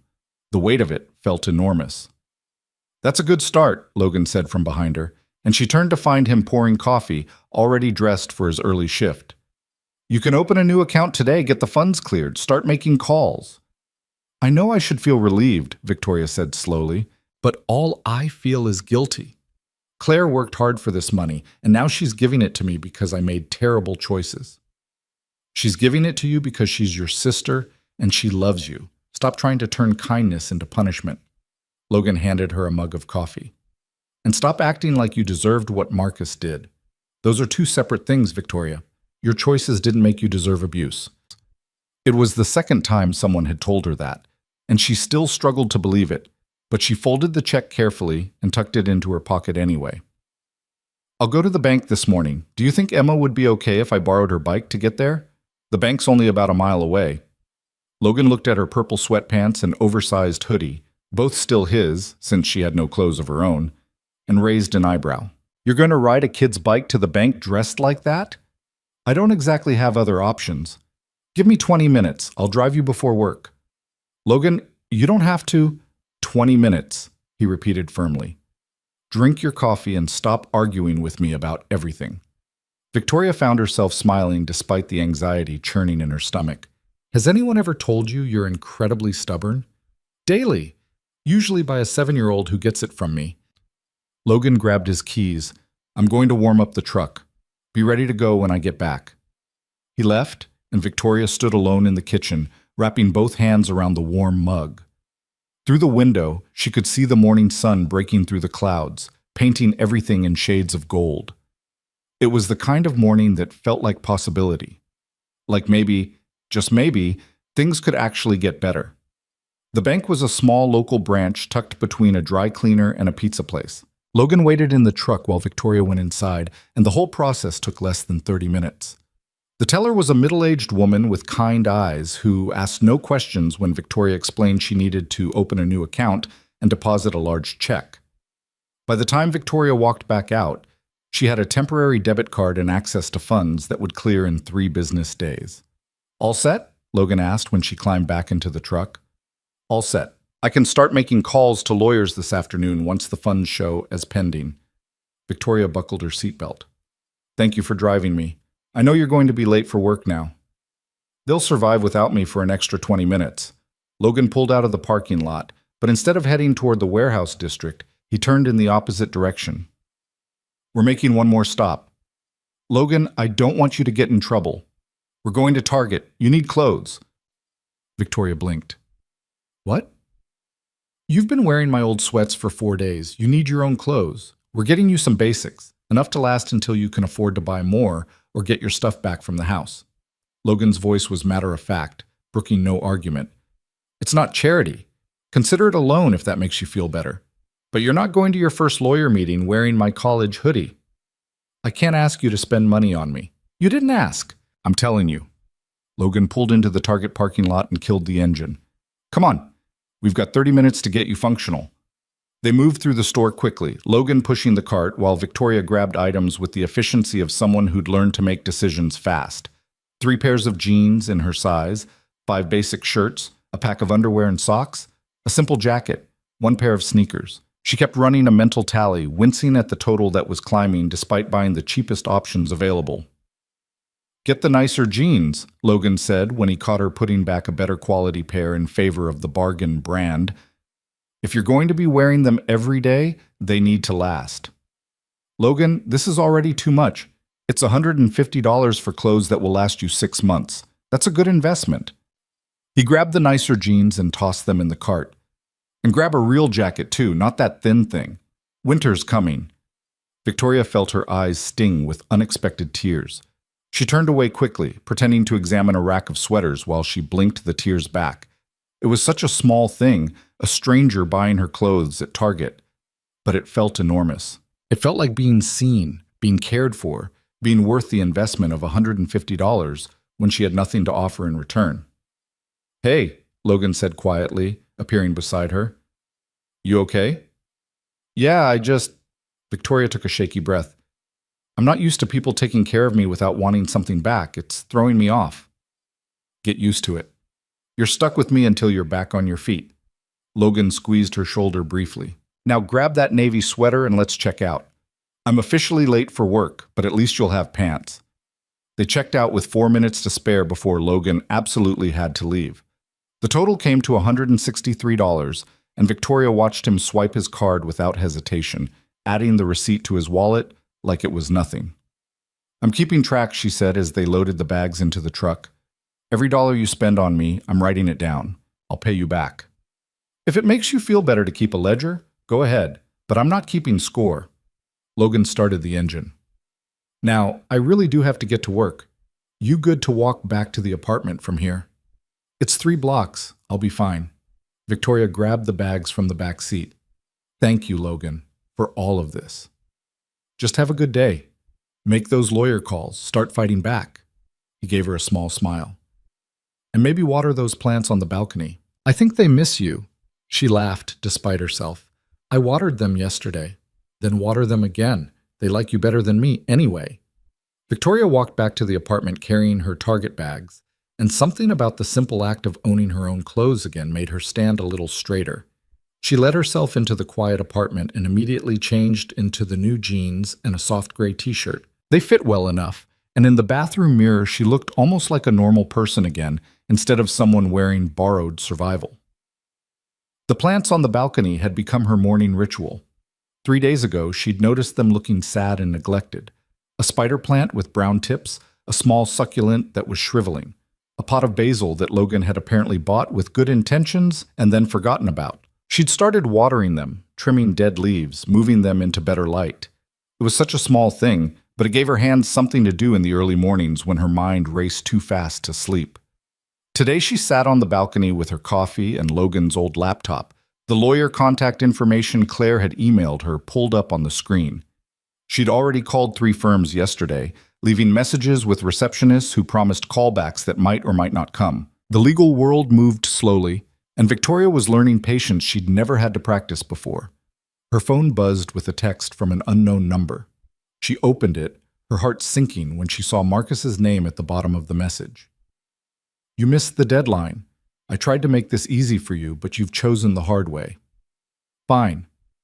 My lawyers are filing a restraining order today, claiming you've been harassing me and making threats. They're also filing an injunction to freeze what's left of your personal assets, pending the investigation into your mental competency. You brought this on yourself, Victoria. Last chance to settle quietly. Otherwise, this gets ugly." Victoria read the message 3 times, her hands trembling. A restraining order, an injunction. More legal attacks designed to drain her resources and credibility before she even had a chance to fight back. She should feel scared. She should feel defeated. Instead, she felt something else rising in her chest. Something that tasted like anger and burned like determination. Marcus thought she'd fold. He thought the threat of ugly legal battles would scare her into signing his NDA and disappearing quietly. But he'd underestimated one critical thing. Victoria Hale had spent 15 years learning how to fight in rooms that didn't want her there. She knew how to be underestimated and come back swinging. She took a screenshot of the message, saved it to a folder she'd created labeled Evidence, and then blocked Marcus's number. Then she opened her email and started composing a message to every lawyer on her list, attaching the screenshot and explaining in clinical detail exactly what she was dealing with. By noon, she had 3 callbacks scheduled for that afternoon. By 2 o'clock, she'd spoken with 2 lawyers who'd politely declined her case. Too messy, too expensive, not their area of expertise. The 3rd call came at 2:45, and the voice on the other end was brisk and professional. "Ms. Hale, this is Patricia Monroe from Monroe & Associates. I've reviewed the information you sent, and I'd like to meet with you as soon as possible. Are you available tomorrow morning?" "Yes," Victoria said immediately. "Absolutely. What time?" 9 o'clock. "My office is downtown, 4th floor of the Hartley building. Bring every piece of documentation you have, emails, text messages, bank statements, anything that establishes your relationship with Mr. Reed and your role in the company." Patricia paused. "I'm going to be direct with you, Ms. Hale. This is going to be expensive and difficult. Mr. Reed has resources and he's not afraid to use them. But I've handled cases like this before, and I don't lose. If you're ready to fight, I'm ready to represent you." Victoria felt something fierce and hopeful bloom in her chest. "I'm ready." "Good. I'll see you tomorrow at 9. And Ms. Hale, stop communicating with Mr. Reed directly. Forward all messages to me and don't respond to anything he sends. Let me handle that from now on."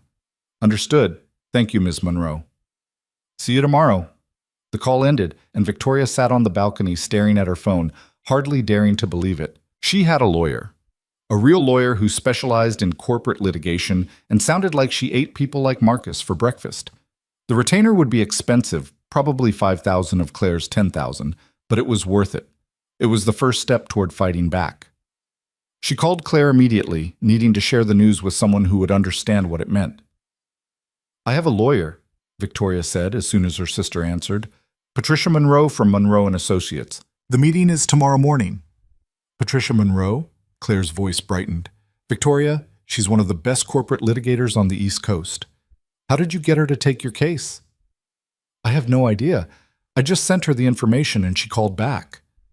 Victoria leaned against the balcony railing. Claire, she said she doesn't lose. She said she's handled cases like this before. Because she has. She took down a Fortune 500 CEO 2 years ago for fraud and sexual harassment. Made national news. Claire's smile was audible through the phone. You couldn't have gotten a better lawyer. This is good, Victoria. This is really good. The retainer is going to be most of what you sent me. That's what the money is for. Use it. Fight your fight. Claire paused. How are you holding up otherwise? Is Logan's place working out? Victoria looked back through the open balcony door at the small apartment. The worn furniture, the crayon drawings on the fridge, the basket of clean laundry waiting to be folded. Yeah, it's working out. He's been... She searched for the right word. Unexpectedly kind. His daughter, too. I'm helping Emma with her homework, and she's teaching me about Mars. It's strange and normal all at once. You sound different, Claire observed. Less brittle. Like maybe you're actually letting yourself rest instead of just strategizing your next move. I'm trying. It's harder than I expected. Victoria watched a bird land on the balcony railing, then fly away again. I spent so long building armor that I forgot what it feels like to not wear it all the time. Being here, with Logan and Emma, they don't expect me to be anyone other than who I am right now. It's terrifying and relieving at the same time. That's called healing, Vic. It's supposed to feel uncomfortable. They talked for a few more minutes before Claire had to go back to work. Victoria ended the call and sat alone with her thoughts, letting the afternoon sun warm her face. Tomorrow she'd meet with Patricia Monroe and officially begin the legal battle. But today, right now, she was just a woman sitting on a balcony, learning how to be still. Emma came home at 3:30 carrying a shoebox decorated with glitter and stickers. She burst through the door with her usual enthusiasm, dropped her backpack with its familiar thud, and made a beeline for Victoria. I made you something at art class, Emma announced, thrusting the shoebox forward. Ms. Garcia said we could make anything we wanted, so I made this for you. Victoria took the box carefully, surprised by the weight of it. Can I open it? Yes, that's the whole point. Emma bounced on her toes, barely containing her excitement. Inside the box was a collection of small objects, each one chosen with clear intention. A smooth river stone painted with a simple smiley face. A bookmark made from construction paper with "You've got this" written in Emma's careful 7-year-old handwriting. A small origami star that was slightly lopsided, but clearly made with love. A package of tissues decorated with hand-drawn flowers. And at the bottom, a note that read, "Things to help you feel better. Love, Emma." Victoria felt her throat close up. She looked at Emma's expectant face and managed to say, "This is the most thoughtful gift anyone has ever given me." Really? Emma's eyes went wide. Ms. Garcia said the best presents are ones that help people, so I tried to think of what would help you. The rock is for when you're sad. You can hold it, and it feels nice. The bookmark is for when you need to remember you're strong. The star is because you told me you like space. And the tissues are for crying, because Daddy says crying is okay when you're sad. Your daddy is very smart. Victoria carefully lifted each item, examining it like it was precious. Thank you, Emma. I'll keep this forever. Even when you're not sad anymore? Even then. Especially then, so I can remember how kind you were when I needed kindness most. Emma beamed and threw her arms around Victoria's waist in an impulsive hug. Victoria froze for half a second, unused to casual affection, then slowly wrapped her arms around the little girl, feeling something crack open in her chest that she'd kept locked for too long. Okay, homework time. Emma pulled away and grabbed her backpack. I have spelling words and a worksheet about the water cycle. Do you know about the water cycle? I know a little. Want to teach me? They settled at the kitchen table, and Victoria listened as Emma explained evaporation and condensation with the earnest authority of a child who'd just learned something new. It was such a normal moment, helping with homework, listening to a kid talk about school, but for Victoria, it felt revolutionary. She'd spent so many years focused on corporate strategy and client presentations that she'd forgotten what it felt like to care about something as simple and immediate as whether a 7-year-old understood how clouds formed. Logan came home at 6, looking exhausted, but happy to find them still at the table. Emma's homework spread out between them. How's the water cycle going? He asked, ruffling Emma's hair. Victoria knows everything about it. She even told me about dew point, which Mrs. Henderson didn't teach us yet. Emma gathered her papers into a neat pile. Can we have tacos for dinner? We can definitely have tacos. Logan glanced at Victoria. You good with tacos? I can help make them, Victoria offered, standing up. I should contribute more around here. You helped Emma with homework. That counts. Logan started pulling ingredients from the fridge. But if you want to chop vegetables, I won't say no. They worked together in the small kitchen, falling into an easy rhythm that felt practiced despite being brand new. Logan seasoned the meat while Victoria diced tomatoes and onions. Emma set the table with exaggerated care, making sure each fork was perfectly aligned. I got a lawyer, Victoria said quietly, while Emma was in the other room getting napkins. Meeting with her tomorrow morning. She's supposed to be really good. Logan paused in his stirring. That's great. What's her name? Patricia Monroe. My sister says she's one of the best. Then she probably cost most of what Claire sent you. $5,000 for the retainer. Victoria kept her eyes on the cutting board. I know it's a lot, but it's worth it if she can help you get your life back, Logan finished. You don't have to justify it to me, Victoria. This is your fight. Use whatever resources you need to win it. Marcus sent me a message today. He's filing a restraining order and trying to freeze my remaining assets. Logan's jaw tightened. Can he do that? He can try. Patricia will help me fight it. Victoria set down the knife and turned to face him. It's going to get worse before it gets better. Marcus isn't going to make this easy. Did you think he would? No, but knowing it intellectually and living through it are different things. Victoria wrapped her arms around herself. I'm scared that even if I win legally, I'll still lose everything that matters. My reputation, my career, my ability to work in this industry again. Then you'll build something new, Logan said, echoing what he'd told her days ago. You're smart, Victoria. You're capable. Even if Marcus burns every bridge you built in consulting, that doesn't mean you can't build new bridges somewhere else. You make it sound simple. It's not simple, but it's possible. There's a difference. Logan turned back to the stove. And you don't have to figure it all out tonight. Tonight we're having tacos, and Emma's going to tell us about her science fair project, and we're going to watch whatever animated movie she picks from the library. The big battles can wait until tomorrow. Victoria found herself smiling despite the anxiety still churning in her stomach. What's the science fair project about? Plants in space, apparently. She's very excited about it. Of course she is. Dinner was chaotic in the best way. Emma talked nonstop about her project, explaining with great enthusiasm how scientists were trying to grow vegetables on the International Space Station. Logan listened with patient attention, asking questions that made Emma's eyes light up even more. Victoria sat at the table in borrowed clothes and a borrowed life, eating tacos and learning about space agriculture and feeling more at home than she had in her own house in months. After dinner, they watched a movie about a robot who cleaned up Earth while humanity lived in space. Emma sat between them on the couch, eventually falling asleep with her head on Victoria's shoulder. Logan reached over and gently extracted her, carrying her to bed while Victoria cleaned up the dinner dishes. When he returned, Victoria was standing at the sink, hands in soapy water, staring out the window at nothing. You okay? Logan asked, leaning against the counter beside her. I was just thinking about how different my life looks now compared to 2 weeks ago. Victoria rinsed a plate and set it in the drying rack. 2 weeks ago, I was planning a wedding. I was running a company. I had a house and a career and a future that made sense. Now I'm washing dishes in your kitchen and sleeping in a room decorated with glow-in-the-dark stars. And somehow this feels more real than anything I built for myself. Real isn't always comfortable.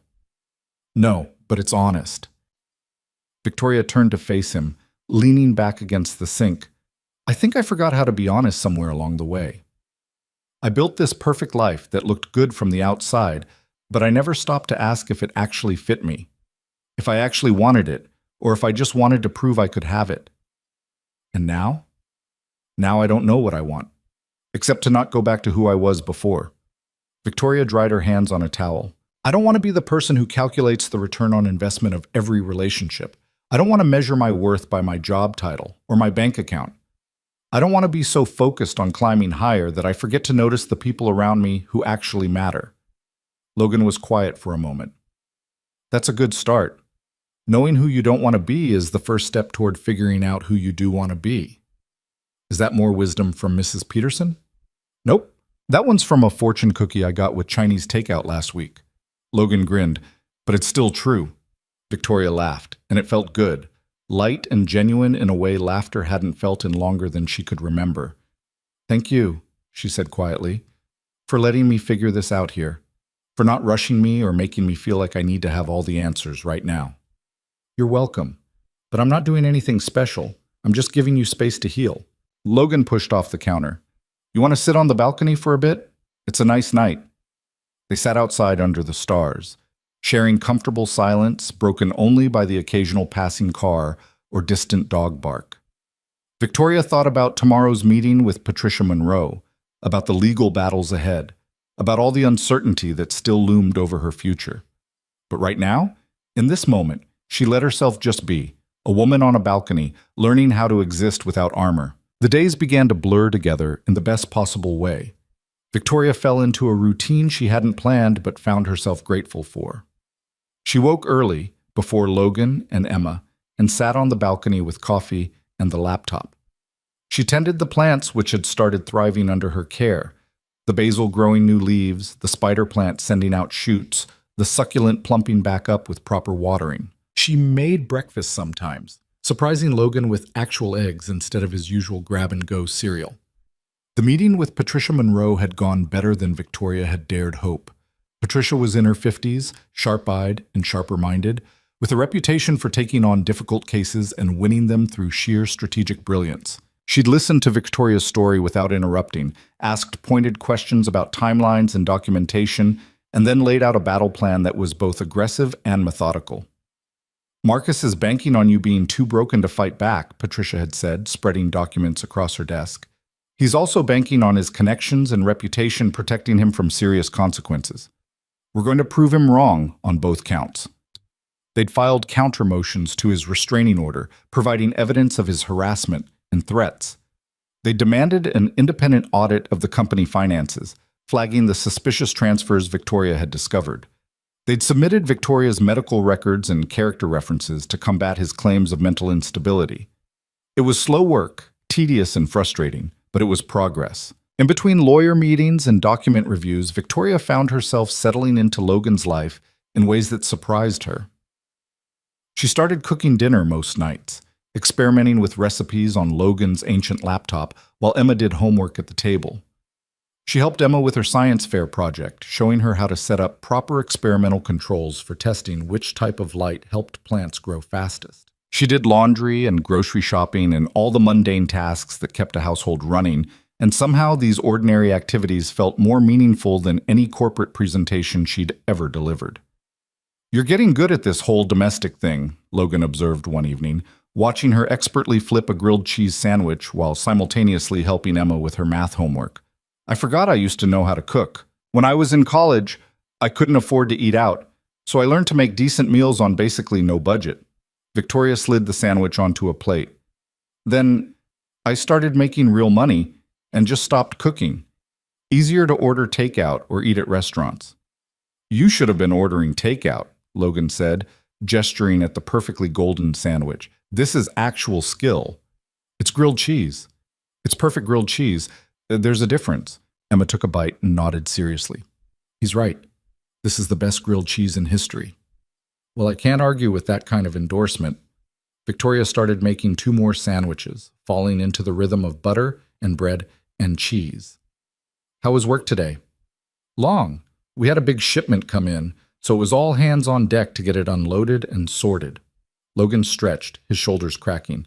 But overtime pay, so that's good.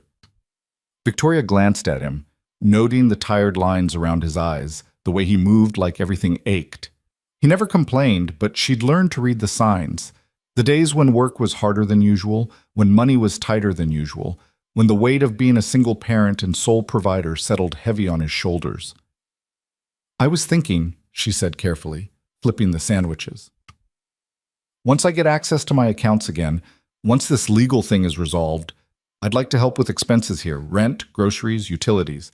You've been supporting me for 3 weeks now. I should contribute. You do contribute. You cook, you clean, you help Emma with homework I can't help with. That's contribution. Logan, that's not the same as actual money for rent. It is to me. Logan took a beer from the fridge. When Emma's mom left, I couldn't afford childcare. Mrs. Peterson helped with Emma and I tried to pay her. You know what she said? Victoria smiled slightly. Let me guess, something wise about walking each other home? Close. She said money can't buy the kind of help that actually matters. Logan popped open the beer. You're helping in ways that matter, Victoria. The rest is just logistics. The rest is called paying bills, which I was paying before you got here and will keep paying after you leave. Stop trying to turn this into a transaction. Logan's voice was gentle but firm. If you really want to help financially, we can talk about it when you're back on your feet and have income again. But right now you're recovering. Let yourself recover. Victoria wanted to argue, but she recognized the stubborn set of his jaw. Instead, she focused on the sandwiches, plating them carefully and bringing them to the table where Emma was already waiting with exaggerated patience. They ate together, Emma chattering about a field trip her class was taking to the planetarium next month. Victoria listened and asked questions and tried to ignore the voice in her head that kept insisting she was taking advantage of Logan's kindness. She knew intellectually that he was right, that she was contributing in non-financial ways, that she was helping with Emma and household tasks. But years of measuring her value in dollars and contracts made it hard to accept help that couldn't be quantified on a spreadsheet. After dinner, after Emma was in bed, Victoria stood on the balcony alone, looking out at the neighborhood she was starting to know. She could identify which cars belonged to which neighbors now. She knew the couple in apartment 3B walked their dog at exactly 7 every evening. She knew the guy in 1A worked nights and slept during the day. She knew Mrs. Peterson kept her kitchen window open so the smell of her baking would waft through the building. These were small, ordinary details. The kind of things she'd never noticed in her own neighborhood in Westbrook because she'd been too busy, too focused on the next deal or the next meeting or the next rung on the ladder. Her phone buzzed with an email from Patricia. An update on the case: the independent audit had been approved, and they'd have access to the company's financial records within 2 weeks. It was good news, the kind that should have filled her with vindication. Instead, she just felt tired. You okay? Logan's voice came from behind her, and she turned to find him standing in the doorway, beer in hand. Yeah, just got an update from Patricia. The audit got approved. That's good, right? It's very good. It means we can prove Marcus moved money illegally. It gives us leverage. Victoria leaned against the railing. I should be celebrating. Instead, I'm just standing here wondering if any of this will actually matter in the end. Of course it matters. Getting justice matters. Does it, though? Even if I win, even if I prove Marcus committed fraud and get him removed from the company, I can't go back there, Logan. That company is poisoned now. Everyone there chose him over me. They believed his lies, or at least pretended to believe them, because it was easier than standing up for what was right. Victoria shook her head. Winning legally doesn't give me back what I actually lost. Logan stepped onto the balcony beside her, close enough that their shoulders almost touched. So what do you want? If you could wave a magic wand and have any outcome you wanted, what would it be? Victoria thought about it, really thought about it. I want to not care anymore. I want to stop measuring my worth by whether some company wants me or some industry respects me. I want to build something that matters for reasons that have nothing to do with profit margins or market share. She laughed softly. I sound naive, don't I? You sound like someone who's figuring out what actually matters to them. That's not naive. That's growth. Logan took a sip of his beer. You don't have to have it all figured out right now, you know. You can win this legal battle and then take time to decide what you want to build next. The two things don't have to happen simultaneously. When did you figure out what mattered to you? The day Emma was born. I looked at her tiny face and realized that nothing else would ever matter as much as making sure she grew up knowing she was loved and valued and capable of anything. Logan smiled. Everything else is just noise. The jobs, the money, the things I own or don't own, none of it matters compared to being her dad. That must be nice, having that kind of clarity. It is. But it took a crisis to get here. Emma's mom leaving broke me in ways I didn't know I could break, but it also showed me what was actually important. Logan looked at her. Maybe this situation with Marcus is doing the same thing for you, breaking you down so you can rebuild into something better. Victoria felt tears prick at her eyes. I'm tired of being broken, Logan. I want to be whole again. You are whole, you just don't see it yet. He squeezed her shoulder briefly. Give yourself time. The broken feeling won't last forever. They stood together in the dark, and Victoria let herself believe him. Somewhere in the distance, a dog barked. A car drove past. The world kept turning, indifferent to her pain and her healing both. But here, on this small balcony in this small apartment, she was learning that maybe indifference wasn't always bad. Maybe being a small person in a big world meant you had room to figure things out without the weight of everyone watching, everyone judging, everyone expecting you to already have all the answers. The next few weeks passed in a strange rhythm of legal progress and domestic routine. Patricia filed motions and reviewed documents while Victoria cooked dinner and helped Emma study for spelling tests. The audit revealed exactly what Victoria had suspected. Marcus had transferred over $2 million from company accounts into personal holdings, using shell corporations and creative accounting to hide the trail. It was enough evidence to press criminal charges, and Patricia had filed the paperwork with the district attorney's office. Marcus responded by escalating his smear campaign. Articles started appearing in industry publications questioning Victoria's stability and competence. Anonymous sources claimed she'd been erratic at work, making poor decisions, alienating clients. It was all lies, or at least distortions of truth twisted into weapons, but mud stuck whether it was real or fabricated. Don't read the comments, Patricia advised during one of their phone calls. Don't engage with the articles. Don't try to defend yourself publicly. That's what he wants. He wants you to look desperate and unhinged. Stay quiet, let the legal process work, and trust that the truth will come out in court. So Victoria stayed quiet. She deleted her social media apps and stopped Googling her own name. She focused on the things she could control, making sure Emma had help with homework, making sure Logan came home to a cooked meal, making sure the plants on the balcony stayed alive and thriving. One morning, about 6 weeks after she'd first arrived, Victoria woke before dawn and couldn't fall back asleep. She made coffee and went to the balcony, watching the sun rise over the neighborhood in shades of pink and orange. The spider plant had grown so much it needed to be repotted. The basil was bushy and fragrant, ready to be harvested. The succulent had actually bloomed, tiny pink flowers that had appeared overnight like a reward for patience. She sat with her coffee and watched the world wake up, and something in her chest felt different, lighter. Like she'd been carrying a weight she'd finally learned to set down. Logan found her there an hour later, still in her pajamas, still holding her now cold coffee. "You okay?" he asked, settling into the chair beside her. "I think so. Yeah." Victoria looked at him and smiled. "I was just sitting here thinking about how I almost gave up. That first day standing in the rain, I was ready to just disappear. Sign Marcus's NDA, take whatever settlement he offered, and vanish into obscurity." She gestured at the plants. "But then you showed up, and you brought me here, and you gave me space to remember that I'm more than my worst moment." "You were always more than your worst moment. You just needed somewhere safe to remember that." "Thank you for being that somewhere." Victoria set down her coffee mug. "I mean it. Thank you for not giving up on me when I'd given up on myself." Logan reached over and squeezed her hand briefly. "That's what friends do. We show up when it matters most."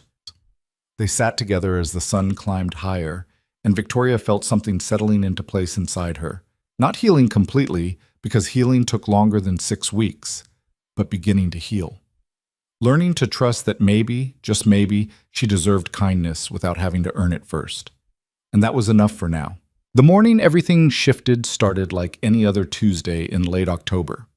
Victoria woke to find frost on the balcony railing, the first real sign that winter was coming. She made coffee and sat outside anyway, wrapped in the thick jacket Logan had insisted she buy, watching her breath cloud in the cold air. The plants had been moved inside days ago, now sitting on the windowsill where they could still get sunlight without freezing. Her phone buzzed with a message from Patricia. "Call me when you're up. Good news." Victoria dialed immediately, too anxious to wait for a more reasonable hour. "The DA is pressing charges," Patricia said without preamble. "Wire fraud, embezzlement, and falsifying business records. They're going after Marcus criminally, not just civilly. The audit gave them everything they needed." Victoria sat very still, trying to process what she was hearing. What does that mean for the civil case? It means we have leverage we didn't have before. Marcus is looking at potential prison time if convicted. His lawyers will be scrambling to make deals, which puts us in a much stronger negotiating position. Patricia's voice carried barely suppressed satisfaction. I'm meeting with his legal team tomorrow. I expect they'll want to settle quickly and quietly now that criminal charges are on the table. I don't want to settle, Victoria said, surprising herself with the firmness in her voice. I want this to go to trial. I want everything he did exposed publicly. Victoria, I understand the desire for vindication, but settlements have advantages. You'd get compensation faster, avoid the stress of a trial, and I don't care about the money anymore. Victoria stood up, pacing the small balcony. I care about making sure everyone knows what he did. I care about making sure the next woman he tries this with has a public record to point to. I care about the truth mattering more than convenience. Patricia was quiet for a moment. Okay, if you're sure, we'll prepare for trial. But I need you to understand what that means. Months of depositions, media attention, Marcus's lawyers doing everything they can to destroy your credibility publicly. It won't be easy.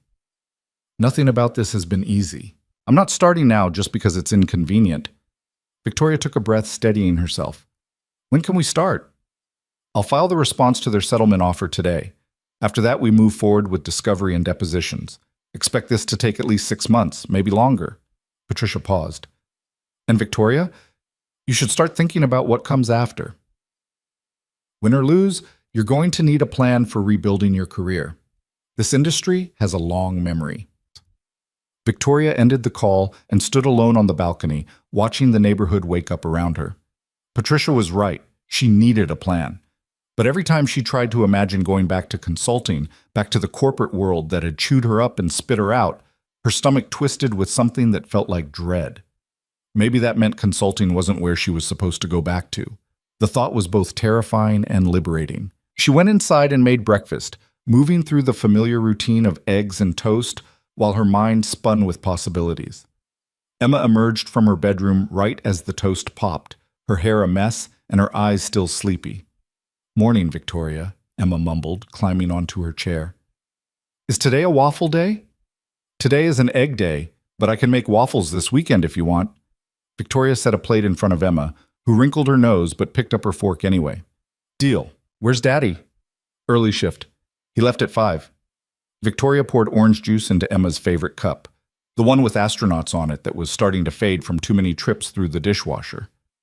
How'd you sleep? Good. I dreamed about Mars again. In the dream, I was the first person to walk on it, and I found a rock that had dinosaur bones inside. Emma took a bite of eggs. Do you think there could be dinosaur bones on Mars? Probably not dinosaurs like we had on Earth, but there could be fossils of other life forms.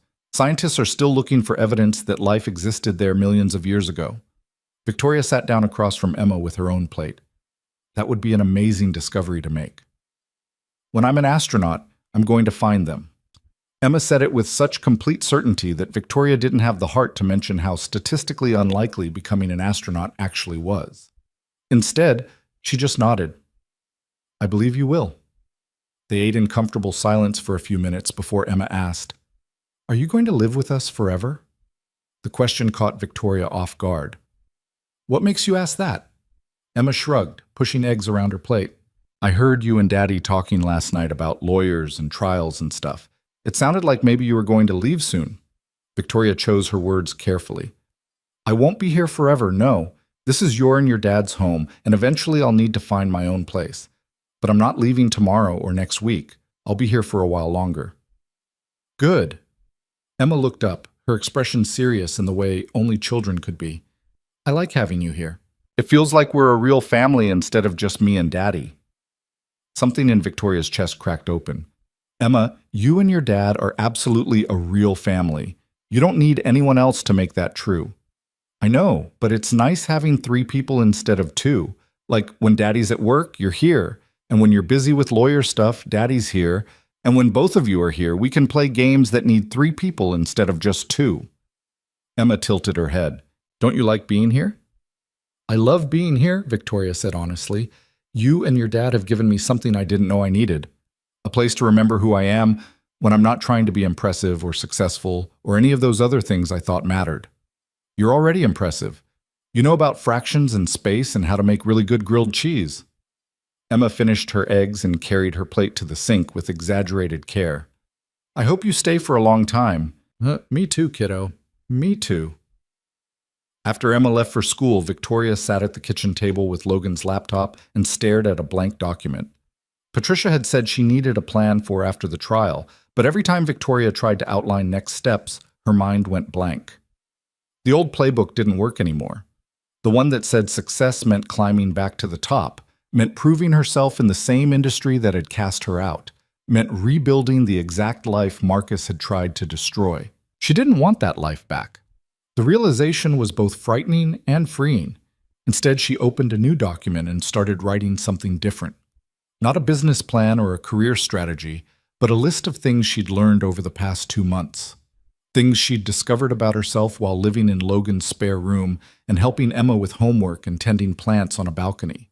She liked teaching. She liked breaking down complex concepts and watching understanding dawn on someone's face. She liked cooking, the meditative process of chopping vegetables and following recipes. She liked the quiet satisfaction of making a home feel warm and lived in. She liked feeling connected to people in ways that had nothing to do with professional networking. These weren't marketable skills in the traditional sense. You couldn't put makes excellent grilled cheese or good at explaining fractions on a resume. But they were real, and they mattered, and they pointed toward a version of herself she'd lost somewhere in the relentless pursuit of corporate success. Her phone buzzed with a text from Claire. Saw the news about the criminal charges. How are you holding up? Victoria typed back. Better than I expected. Scared but steady. Patricia thinks Marcus will try to settle now. Are you going to take a settlement? No, taking it to trial. I need the truth to come out publicly. There was a longer pause before Claire's response came through. Good. He deserves to have his actions exposed. Proud of you for being brave enough to see this through. Victoria stared at her sister's words, feeling something warm spread through her chest. When was the last time someone had told her they were proud of her? Not proud of her accomplishments or her success, but proud of her.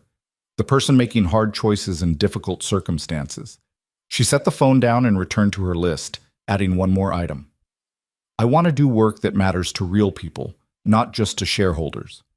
It was vague and idealistic and probably impractical, but it was honest. And honesty felt like a good foundation to build from. Logan came home at 2:30, earlier than usual and covered in dust from the warehouse. He looked exhausted, but smiled when he saw Victoria at the kitchen table. You're going to wear out that laptop, he said, heading straight for the shower. I'm making lists, trying to figure out what comes next. Any breakthroughs? Not yet, but I'm working on it. 20 minutes later, Logan emerged clean and changed, his hair still damp. He grabbed a beer from the fridge and sat down across from Victoria, studying her face with concern. You look worried, he observed. Patricia called this morning. The DA is pressing criminal charges against Marcus. Wire fraud, embezzlement, falsifying records. Victoria closed the laptop.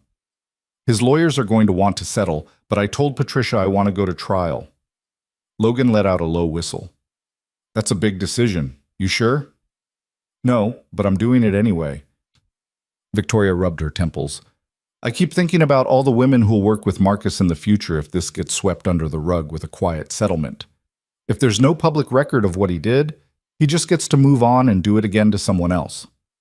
So you're going to trial to protect people you've never met? I guess I am, Victoria laughed without humor. Stupid, right? I should take the money and move on, but I can't shake the feeling that if I do that, he wins. Not legally, but morally.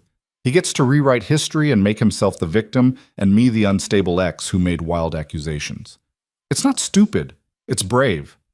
Logan took a sip of his beer, but bravery doesn't mean it won't be hard. You ready for months of depositions and lawyers and media attention? I don't know if anyone's ever ready for that, but I think I'm strong enough to survive it now. Victoria met his eyes. I wouldn't have been 2 months ago. 2 months ago, I would have taken whatever settlement Marcus offered just to make it stop. But now, she gestured around the small apartment. Now I remember that I'm more than what happened to me. That I can survive hard things because I've been surviving hard things for weeks. You've been doing more than surviving. You've been healing. Logan smiled. Emma's going to be devastated when you eventually move out, you know. She told me yesterday that you're her favorite person after me. She told me this morning that having me here makes us feel like a real family. Victoria's voice caught slightly. I didn't know what to say to that. What did you want to say? Victoria thought about it. That she's right. That this feels more like family than anything I had with Marcus or even with the life I built before him. That coming home to you guys every day has shown me what I was missing in all those fancy houses and successful careers. She looked down at her hands. But I didn't say any of that because I didn't want to make it weird. Victoria, it's already weird. You're living with your old coworker and his 7-year-old daughter in an 800 square foot apartment. We passed normal weeks ago. Logan's voice was gentle, but weird doesn't mean bad. It just means different than expected. I like our weird, Victoria admitted. I like making breakfast for Emma and helping with homework and cooking dinner while you tell me about your day. I like the plants on the windowsill and the movie nights and the way Emma leaves her art projects on the kitchen table. She paused. I'm going to miss all of this when I leave. Then don't leave yet. Stay until you're ready, until you have a real plan for what comes next. There's no rush, Victoria. The spare room isn't going anywhere. Logan, I can't keep taking advantage of your generosity. Stop calling it that. Stop acting like this is some one-sided transaction where I'm giving and you're taking. Logan set down his beer with more force than necessary. You cook dinner every night. You help Emma with homework I can't help with. You do laundry and grocery shopping and make this place feel like a home instead of just a place we sleep. You're contributing plenty. But I'm not paying rent. I don't need your money. I need... Logan stopped himself, seeming to reconsider his words. When he spoke again, his voice was quieter. I need you to stop thinking of yourself as a burden. You're not. You're family. And family helps each other without keeping score. Victoria felt tears prick at her eyes. I don't know how to be family without it being complicated. My parents are gone. Claire and I barely spoke for years. I don't have siblings beyond her or cousins I'm close to. Family was always this fraught, difficult thing full of obligations and disappointments. Then we'll show you different. Me and Emma, we're simple family. We show up, we help each other, we eat dinner together. That's it. No complications, no scorekeeping, just... Logan spread his hands. Just being there. Just being there, Victoria repeated softly. I think I'm starting to understand what that means. They sat together in the kitchen while the afternoon light slanted through the windows, and Victoria let herself believe that maybe she could learn this, how to be part of something without calculating its value, how to belong somewhere without earning the right to stay. Emma came home with news that her science fair project had been selected to move forward to the regional competition. She was vibrating with excitement, talking so fast her words tumbled over each other, explaining that she'd beaten out 30 other second graders with her experiment on which color light helped plants grow fastest. Victoria helped me set it up, Emma told Logan proudly. She showed me how to make sure each plant got the same amount of water and how to measure growth properly and everything. Then Victoria deserves some of the credit, Logan said, pulling Emma into a hug. We'll have to celebrate. What do you want for dinner? Pizza and ice cream, and can we watch a movie? Absolutely. Victoria, you in for pizza and a movie? Victoria smiled at Emma's expectant face, at Logan's easy acceptance, at the simple joy of being included in a celebration that had nothing to do with business deals or professional achievements. I'm in. They ordered pizza from the place down the street that Emma insisted made the best pepperoni in the entire world. They ate sitting on the floor around the coffee table because Emma said it felt more special that way. They watched a movie about a girl who befriended a dragon, and Emma fell asleep halfway through, her head on Victoria's lap. Logan carefully extracted her and carried her to bed, returning to find Victoria cleaning up paper plates and pizza boxes. Leave it, he said. Sit with me for a minute.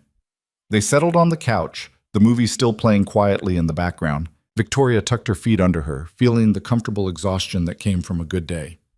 I've been thinking, Logan said slowly, about what happens after the trial, about what you're going to do next. Me too. I haven't figured it out yet. What if you didn't have to figure it out right away? Logan turned to face her. What if you took some time after the trial to just exist? No pressure to jump back into a career or rebuild your reputation or any of that. Just time to figure out who Victoria Hale wants to be when she's not trying to prove anything to anyone. That sounds nice in theory, but I'll need income eventually.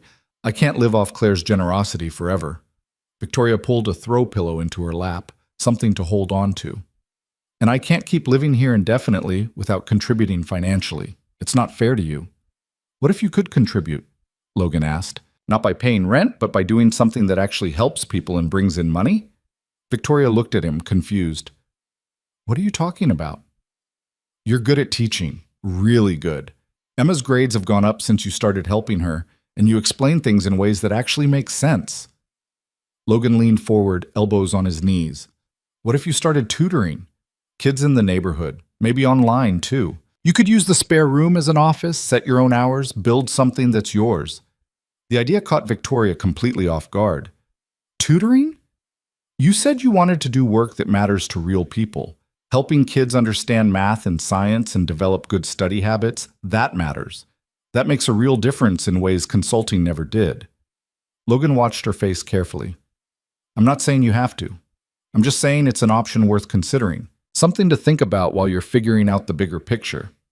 Victoria let the suggestion settle into her mind, turning it over from different angles. Tutoring, teaching kids, using her skills in ways that help people directly instead of helping corporations maximize efficiency. It was so far from the career path she'd spent 15 years building that it felt almost absurd. And yet, I'd be good at it, she said slowly. I know I would. And I think I'd actually enjoy it. So think about it. You don't have to decide anything tonight, but maybe after the trial, instead of scrambling to get back into consulting, you could try something completely different. Build a life that actually fits who you are instead of who you thought you needed to be. Victoria looked at Logan, this man who'd shown up when she'd needed him most, who'd given her space to fall apart and rebuild, who somehow saw possibilities in her that she'd never considered for herself, and felt overwhelming gratitude mixed with something else she couldn't quite name. Thank you, she said quietly, for everything. For the shelter and the clothes and the patience and the... She gestured helplessly. For reminding me that I'm worth more than my job title. You've always been worth more than that. You just forgot for a while. Logan smiled. And for what it's worth, I'm glad you called me that day. I'm glad you're here. Emma's glad too. We both are. I'm glad I called too. Even though I was terrified and convinced you'd tell me to figure it out on my own. Victoria pulled the pillow tighter against her chest. You could have, you know. You had every right to after I disappeared from your life for 3 years. But I didn't, because that's not who either of us are. Logan stood up, stretching. I'm going to bed. Early shift again tomorrow. You staying up? For a bit? I want to finish some notes for Patricia. Don't work too late. You need rest too. Victoria watched him head down the hall, then turned back to the laptop she'd left on the coffee table. But instead of opening her notes for Patricia, she opened a blank document and started typing. Victoria Hale Tutoring Services, specializing in math, science, and study skills for elementary through high school students. It was just words on a screen, a possibility rather than a plan. But it felt like something worth exploring, something that could matter. She worked for another hour, researching what it would take to start a tutoring business, licensing requirements, insurance, marketing strategies, pricing structures. It was familiar territory in some ways, building a business plan, but the end goal was completely different. This wasn't about scaling up and maximizing profit. This was about helping kids learn and maybe, in the process, helping herself build a life that actually meant something. By the time she closed the laptop and headed to bed, the idea had taken root. She wasn't ready to commit to it yet, but she wasn't dismissing it either. And that felt like progress. The next morning, Victoria woke to find an email from Patricia with the subject line, Settlement Offer. Call me a SAP. She dialed immediately, her heart pounding. Marcus's lawyer sent over a settlement proposal, Patricia said without preamble. It's substantial. $2 million, a public statement clearing your name and acknowledging that the accusations against you were false, and a recommendation letter signed by the board stating you were an exemplary employee who left on good terms. Victoria sat down hard on the bed. $2 million. Plus the public clearing of your name. That's worth more than the money in some ways. With that statement and recommendation, you could go anywhere in the industry. Every door that Marcus tried to close would reopen. Patricia paused. It's a good offer, Victoria. Better than I expected them to make. What's the catch? NDA. You'd have to agree never to speak publicly about what happened with Marcus, never discuss the settlement terms, never write about it, or allow it to be used in any media. Complete silence in exchange for money and reputation restoration. Victoria closed her eyes. $2 million. A clear name. The ability to walk back into consulting with her reputation intact. Everything she'd thought she wanted when this all started. And if I refuse, she asked, if I still insist on going to trial? Then we proceed with discovery and depositions. The criminal case moves forward separately, which will probably result in a conviction given the evidence. But the civil trial could take a year or more, and there's always a risk with trials. Juries are unpredictable. Patricia's voice was carefully neutral. I'll support whatever decision you make, but I'd be a bad lawyer if I didn't point out that this offer gives you everything you said you wanted at the beginning: money, reputation, the ability to rebuild. Except the truth being public record. Except other women knowing what he did. Except accountability that means something beyond a check and a carefully worded statement. Victoria opened her eyes, staring at the glow-in-the-dark stars on the ceiling. How long do I have to decide? They want an answer by Friday. That's 4 days. Victoria thanked Patricia and ended the call. She sat on the bed for a long time, trying to sort through the tangle of emotions in her chest. Relief that she could make this all go away with one signature. Fear that she was making the wrong choice either way. Anger that Marcus got to buy his way out of real consequences. And underneath it all, a quiet certainty that 2 months ago would have grabbed this settlement without hesitation. But she wasn't the same person anymore. She found Logan in the kitchen making breakfast, and without thinking too hard about it, she told him everything. The settlement offer, the NDA, the choice she had to make. Logan listened without interrupting, scrambling eggs while she talked. When she finished, he plated the eggs and set them on the table, then sat down across from her. What do you want to do? He asked simply. I don't know. The smart choice is to take the settlement. $2 million would change my life. I could pay Claire back with interest. I could get my own place. I could rebuild a career in consulting if I wanted to. Victoria pushed eggs around her plate. But the right choice feels like going to trial, making sure there's a public record of what he did. Those don't have to be different choices, Logan pointed out. You could take the settlement, use the money to build financial security, and then use your platform to speak about these issues generally without mentioning Marcus specifically. Talk about the patterns of abuse in corporate culture, advocate for better protections for whistleblowers, support other women going through similar situations. Victoria looked up, surprised. I'd still be limited by the NDA. An NDA says you can't talk about the specific case. It doesn't say you can't talk about the broader issues. You could build something meaningful with that money, a foundation, a nonprofit, a consultancy that specifically helps women who've been pushed out of companies unfairly. Logan met her eyes. The truth doesn't have to be about Marcus specifically to matter. It can be about changing the systems that allowed what he did to happen in the first place. Victoria sat back, her mind spinning. She hadn't thought about it that way, that taking the settlement didn't mean giving up on accountability, just pursuing it differently, that $2 million could be invested in creating change rather than just securing her own comfort. I need to think about this, she said finally. I have until Friday to decide. Then take the time. Talk to Claire. Talk to Patricia. Talk to yourself. Figure out what matters most and make the choice that lets you sleep at night. Logan stood up to refill his coffee. Whatever you decide, Emma and I will be proud of you. Victoria spent the next 4 days in a state of constant deliberation. She made lists of pros and cons. She talked to Claire, who advocated strongly for taking the settlement and using the money to build something new. She talked to Patricia, who presented both options with professional neutrality while making it clear the settlement was the safer bet. She talked to Emma, who didn't understand the specifics, but said earnestly that Victoria should do whatever made her heart feel light instead of heavy. On Thursday night, Victoria sat on the balcony long after Logan and Emma had gone to bed, staring out at the neighborhood she'd come to know so well. The lights in Mrs. Peterson's window, the car that belonged to the couple in 3B, the tree that was losing its leaves in preparation for winter.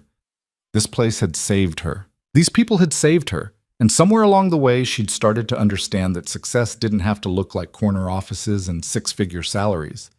It could look like making a difference in ways that felt personal and immediate and real. She pulled out her phone and called Patricia. "I'm taking the settlement," Victoria said when her lawyer answered. "But I have conditions." "What kind of conditions?" "The public statement needs to explicitly state that I was removed from the company based on false accusations and that Marcus engaged in financial impropriety that I attempted to expose. I want a formal apology from the board, and I want them to fund an independent investigation into workplace culture at the company with results made public."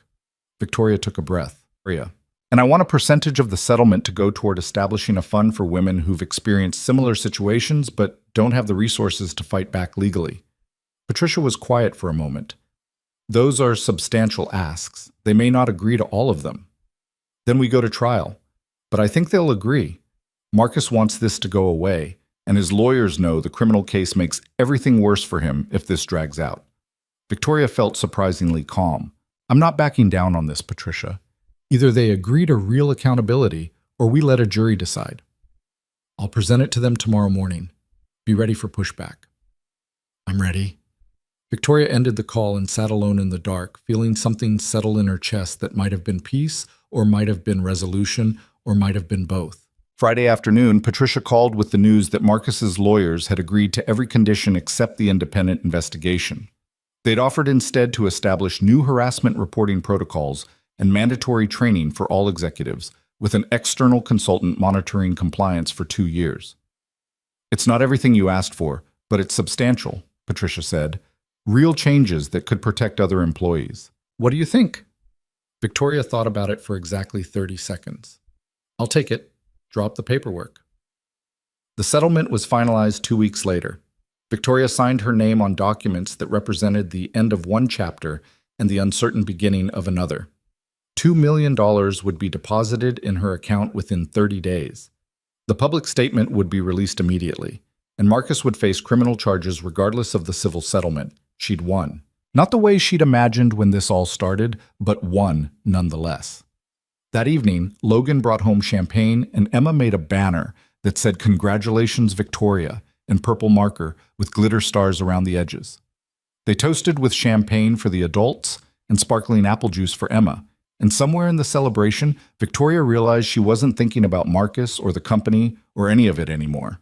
She was thinking about the future, about the tutoring business she was going to start, about the nonprofit she wanted to create to help other women in similar situations, about building a life that measured success in different terms than she'd used before. "Speech," Emma demanded, raising her juice glass. "Winners have to make speeches." Victoria laughed and stood up, holding her champagne. "Okay, a speech." She looked at Logan and Emma, these two people who'd given her everything when she'd had nothing. "I'm grateful. For this settlement, yes, but more for you two. For showing me what actually matters. For teaching me that strength isn't about never falling down. It's about getting back up and choosing to keep going even when it's hard. And for making good grilled cheese," Emma added. "And for making good grilled cheese," Victoria agreed, smiling through unexpected tears. "Thank you for reminding me who I am when I'm not trying to be anyone else." They clinked glasses and drank, and Logan pulled out the pizza he'd ordered for the occasion. They ate and laughed and watched Emma's favorite movie for probably the 20th time, and Victoria felt something she hadn't felt in years. She felt like herself. Not the corporate version or the successful version or the version that had learned to calculate the value of every relationship. Just herself. Complicated and healing and figuring things out as she went. And that, she thought, was worth more than any settlement could buy. The settlement money hit Victoria's account on a Wednesday morning in early December, transforming her from someone living on borrowed resources to someone with more financial security than she'd ever imagined having. She stared at the number on her phone screen, $2,347,000 after Patricia's fees and taxes, and felt oddly detached from it, like she was looking at someone else's bank balance. "It's real," she said aloud to the empty apartment. Logan had already left for work, and Emma was at school. Victoria sat alone at the kitchen table with her coffee, trying to make the number feel concrete instead of abstract. Her phone rang almost immediately. Claire calling from London despite the time difference. "Did it clear?" her sister asked without preamble. "It cleared. I'm officially wealthy." Victoria laughed, but it sounded hollow even to her own ears. "Why doesn't it feel better than this?" Because money doesn't fix the parts of you that were broken. It just gives you resources to rebuild with. Claire's voice softened. What are you going to do first? Victoria had been thinking about this for weeks, making lists and revising plans. First, I'm paying you back, with interest. You're getting $15,000 today, the 10 you sent me plus 5 for believing in me when I had nothing. Victoria, you don't have to. Yes, I do. You saved my life, Claire. Let me say thank you properly. Victoria opened her banking app, her fingers moving with purpose. After that, I'm putting aside $500,000 for the nonprofit, another $200,000 for startup costs for the tutoring business. The rest goes into savings and investments, so I never have to worry about being financially vulnerable again. That's a good plan, practical and generous. Claire paused. And what about Logan? Are you going to offer to pay him back for everything he spent on you? I tried. Multiple times. He won't take money from me. Victoria smiled despite herself. Says I've already contributed enough by being here, which is ridiculous, but he's too stubborn to listen. Then find another way to thank him, something that matters more than money. They talked for a few more minutes before Claire had to go to a meeting. Victoria ended the call and sat with her coffee, thinking about Claire's suggestion. What could she give Logan that would mean more than money? The answer came to her slowly, then all at once. She opened her laptop and started researching, her fingers flying across the keyboard with the focused energy she used to apply to corporate projects. By the time Emma came home from school, Victoria had a plan. Victoria. Emma burst through the door, her backpack flying onto its usual spot by the couch. Guess what? We're doing a talent show at school, and I'm going to do a presentation about Mars. Can you help me make slides? Absolutely. But first, come here. I have news. Victoria pulled out a chair for Emma, who climbed up with curious eyes. You know how I've been staying here while I figured things out? Yeah, because your old house got locked and your ex-boyfriend was mean to you. Emma's face scrunched up with disapproval. Daddy says he was a bad person. Your daddy's right, but the point is I got some money today. A lot of money. Enough money that I can get my own apartment now and start my own business. Victoria watched Emma's face carefully. Which means I'll be moving out soon. Emma's expression crumpled. You're leaving? Not tomorrow, not even next week. But eventually, yes. I need my own space to start my tutoring business, and you and your dad need your spare room back. Victoria reached out and took Emma's small hand. But I'm not leaving forever. I'll still see you all the time. I'll still help with homework and watch movies and celebrate when you win science fairs. Promise? I promise. You can't get rid of me that easily. Victoria squeezed Emma's hand. Besides, someone has to help you with that Mars presentation. Your dad's useless with PowerPoint. Emma giggled despite the tears in her eyes. He really is. Last time he tried to help me make slides for a book report, he accidentally deleted everything. See? You need me. Victoria pulled Emma into a hug. And I need you too, kiddo. You've taught me more about what matters than you probably realize. They sat together for a moment before Emma pulled back, her face thoughtful. Will you live close by? Like, in this building? I don't know yet. I haven't started looking for places. Victoria tilted her head. Why? You have a preference?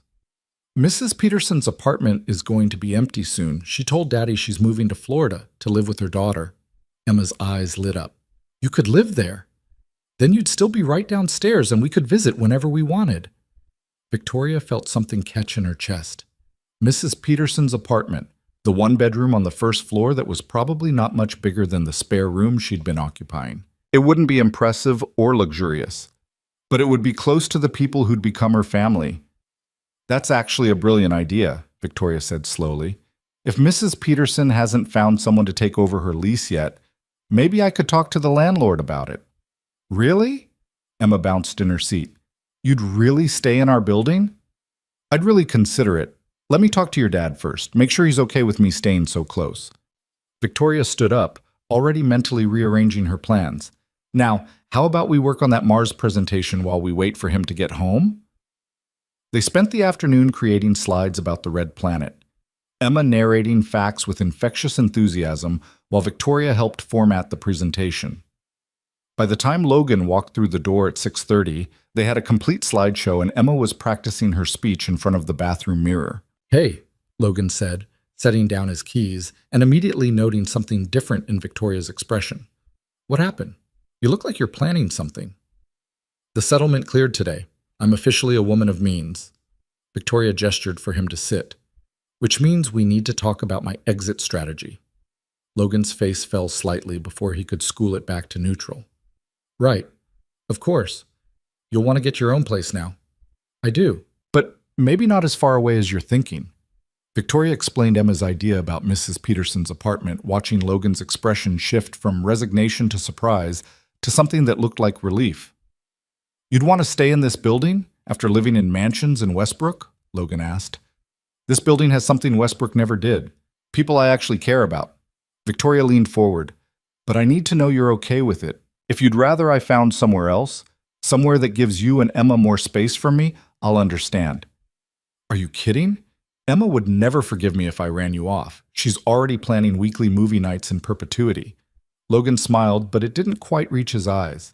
Besides, having you downstairs means someone can water my plants when I inevitably forget again. There was something underneath his words, something Victoria couldn't quite identify. But before she could probe deeper, Emma came running out of the bathroom, her presentation memorized and ready to demonstrate. They ordered Chinese food and listened to Emma's Mars talk 3 times, offering suggestions and encouragement until she had it polished to perfection. After Emma went to bed, Victoria and Logan sat on the balcony despite the December cold, both wrapped in blankets and nursing beers. I have another plan I want to run by you, Victoria said, watching her breath fog in the cold air. Something I've been working on for the past few weeks. What kind of plan? I'm starting a nonprofit, a foundation that provides legal assistance and financial support to women who've been pushed out of their careers through harassment, fraud, or other abuse. Victoria pulled out her phone, showing him the preliminary paperwork she'd been preparing. I'm calling it the Second Door Foundation, because sometimes when every door closes, you need someone to open a new one. Logan studied the documents, his expression thoughtful. That's ambitious and needed. How can I help? Actually, I was hoping you'd consider being on the board. I need people who understand what it's like to struggle, who won't lose sight of the mission when we're dealing with wealthy donors and corporate partnerships. Victoria met his eyes. You've walked me through my own recovery. You understand the work better than anyone. I don't know anything about running a nonprofit. Neither do I, but we can learn together, Victoria smiled. Besides, you're the one who gave me the idea in the first place. That thing Mrs. Peterson said about walking each other home, that's the whole foundation of what I want to build. A network of people helping each other through the hardest moments. Logan was quiet for a long moment, and Victoria worried she'd overstepped, but then he nodded slowly. Okay, yeah, I'll do it, but only if you promise to actually pay yourself a salary. No more of this self-sacrificing stuff where you give everything away and forget to take care of yourself. Deal.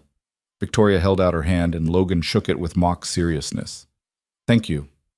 For this, and for everything else. I literally wouldn't be here without you. You'd have figured something out. You're stronger than you give yourself credit for. Maybe, but I'm glad I didn't have to figure it out alone. They sat in comfortable silence, watching the neighborhood settle into night. Somewhere down the street, Christmas lights had started appearing on houses. In a week, it would be the holidays. Victoria's first Christmas not spent working or traveling or maintaining the carefully curated life she'd built with Marcus. What are you doing for Christmas? Logan asked, as if reading her thoughts. I don't know yet. Claire invited me to London, but that feels like too much travel right now. I might just stay here, have a quiet day. Victoria shrugged. What about you and Emma? We usually do a small thing here. Mrs. Peterson comes up for breakfast, we open presents, watch movies. Nothing fancy. Logan hesitated. You're welcome to join us, if you want. No pressure either way. I'd like that. If you're sure I wouldn't be intruding. Victoria, at this point you're family. You couldn't intrude if you tried. The word family settled into Victoria's chest like something warm and permanent. She'd spent so many years thinking family was about blood relations and legal documents, about obligations and expectations. But sitting here on Logan's balcony, she understood it differently now. Family was the people who showed up when it mattered, the people who saw you at your worst and chose to stay anyway. The next few weeks passed in a flurry of activity. Victoria met with Mrs. Peterson and worked out a deal to take over her lease starting January 1st. She hired a lawyer to help set up the nonprofit's legal structure. She created a website for her tutoring business and started taking on her first students, 3 kids from the neighborhood who needed help with math and science. The tutoring felt different from anything she'd done in consulting. When a 12-year-old finally understood algebraic equations after weeks of struggle, when a high schooler aced a chemistry test they'd been terrified of failing, those moments of breakthrough felt more meaningful than any corporate efficiency improvement she'd ever implemented. "You're glowing," Claire observed during one of their video calls. "I haven't seen you look this alive in years." "I'm doing work that matters. Real work that helps real people in ways I can see immediately." Victoria was sitting on the balcony, wrapped in her coat, watching the first snowflakes of the season start to fall. "It's not prestigious. It's not going to make me famous or put me on any power lists, but it feels right." "That's because it is right. For you, anyway." Claire smiled from the screen. "I'm proud of you, Vic, for taking that settlement and using it to build something better instead of just jumping back into the same patterns that hurt you before. I had good teachers. Logan and Emma showed me what it looks like to live without constantly performing success." Victoria caught a snowflake on her glove, watching it melt. "Speaking of which, they're invited to London this summer, if you want to meet them. Emma's been asking about you ever since I told her my sister works with satellites. Does she know I'm just an administrative manager for a satellite company, not an actual engineer?" "She knows. She still thinks you're cool. Apparently anyone who works with space stuff automatically qualifies." They talked for a few more minutes before Claire had to go. Victoria ended the call and sat watching the snow fall, feeling something settle in her chest that might have been contentment, or might have been peace, or might have been both. Christmas morning arrived with Emma's excited shriek at 6 a.m., followed by frantic knocking on Victoria's door. "Victoria, wake up! It's Christmas! Santa came!" Victoria opened the door to find Emma bouncing in the hallway, already wearing the new space pajamas that had apparently been an early present. "I'm awake. Give me 5 minutes to get dressed, and I'll be up." She changed quickly into jeans and a sweater, then climbed the stairs to Logan's apartment. The living room had been transformed overnight. A small tree covered in handmade ornaments sat in the corner, and presents were scattered beneath it with cheerful wrapping paper. Mrs. Peterson was already there, wearing a festive sweater with actual jingle bells attached. "Merry Christmas, dear," Mrs. Peterson said, pulling Victoria into a hug. "I'm so glad you're joining us this year." "Me too. Thank you for having me." Logan emerged from the kitchen carrying a tray of cinnamon rolls, his hair sticking up in about 5 different directions. "Merry Christmas. Sorry for the chaos. Emma's been up since 5. "Can we open presents now?" Emma asked, already kneeling by the tree. "Please, Daddy." "Let's do breakfast first, then presents." That was the deal. Logan set down the cinnamon rolls and started pouring coffee. "Victoria, there's a present under there for you," Emma insisted. "You didn't have to get me anything. We wanted to," Emma interrupted. "It's a good present, too. You're going to love it." They ate breakfast while Emma vibrated with barely contained excitement, then finally settled around the tree to open gifts. Emma tore through her presents with enthusiastic speed. New books about space, art supplies, a microscope she'd been wanting. Mrs. Peterson received a beautiful scarf from Logan and Emma and gave them homemade cookies in return. Then Emma handed Victoria a wrapped box, her eyes shining with anticipation. "This one's from me and Daddy. Open it." Victoria unwrapped it carefully to find a photo album, handmade with construction paper and ribbon. Inside were pictures from the past 4 months. Victoria helping Emma with homework, the 3 of them watching movies on the couch. Victoria tending her plants on the balcony. Someone had been documenting their life together without Victoria even noticing. "I took most of the pictures," Emma said proudly, "and Daddy helped me put them in the book. So you'd remember that you have a family now even when you move downstairs." Victoria felt her throat close up.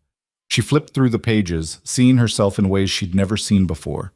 Laughing at something Emma said, concentrating while cooking dinner, sitting peacefully on the balcony with coffee. She looked happy in these photos. She looked like herself. "This is the best present anyone's ever given me," Victoria said, her voice thick with emotion. "Thank you both. I'll treasure this forever." "There's one more thing," Logan said, handing her an envelope. "This one's just from me." Inside was a simple card and a key. The card read, "For the woman who taught us that family isn't about blood. It's about showing up." Welcome home. Victoria looked up at Logan, confused. What's this key for? Your new apartment. I talked to the landlord and paid the first 3 months' rent as a moving-in gift. The place is yours starting January 1st, but I figured you'd want to start setting it up before then. Logan smiled at her shocked expression. Before you argue, I used my Christmas bonus from work. Money I would have spent on something I don't need anyway. Let me do this. Logan, that's too much. It's not nearly enough for what you've given us, but it's what I can offer. Logan met her eyes. You gave me my daughter back, Victoria. When you started helping Emma with homework and spending time with her, she opened up in ways I hadn't seen since her mom left.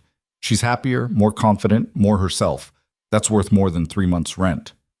Victoria looked at Emma, who was nodding enthusiastically, then at Mrs. Peterson, who was smiling through happy tears, then back at Logan. These people, her accidental family, her found home, had given her everything when she'd had nothing. Thank you, she whispered, clutching the key.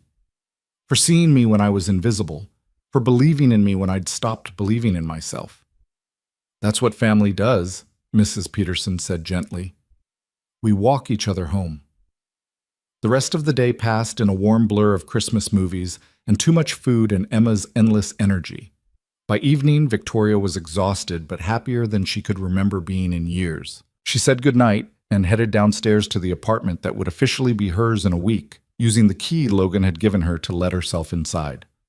The space was small, a one-bedroom with a tiny kitchen and a living area that couldn't fit more than a couch and a bookshelf. But it had good light and hardwood floors and a small balcony that faced the same direction as Logan's, just 1 floor down. She could make this work. She could make this home. Her phone buzzed with the text from Claire. Merry Christmas, Vic. How was your day? Victoria typed back, perfect. Exactly perfect. I'll call you tomorrow and tell you everything. She stood in her new empty apartment and let herself feel it. The weight of the past 4 months, the journey from standing in the rain with nothing to standing here with everything that mattered.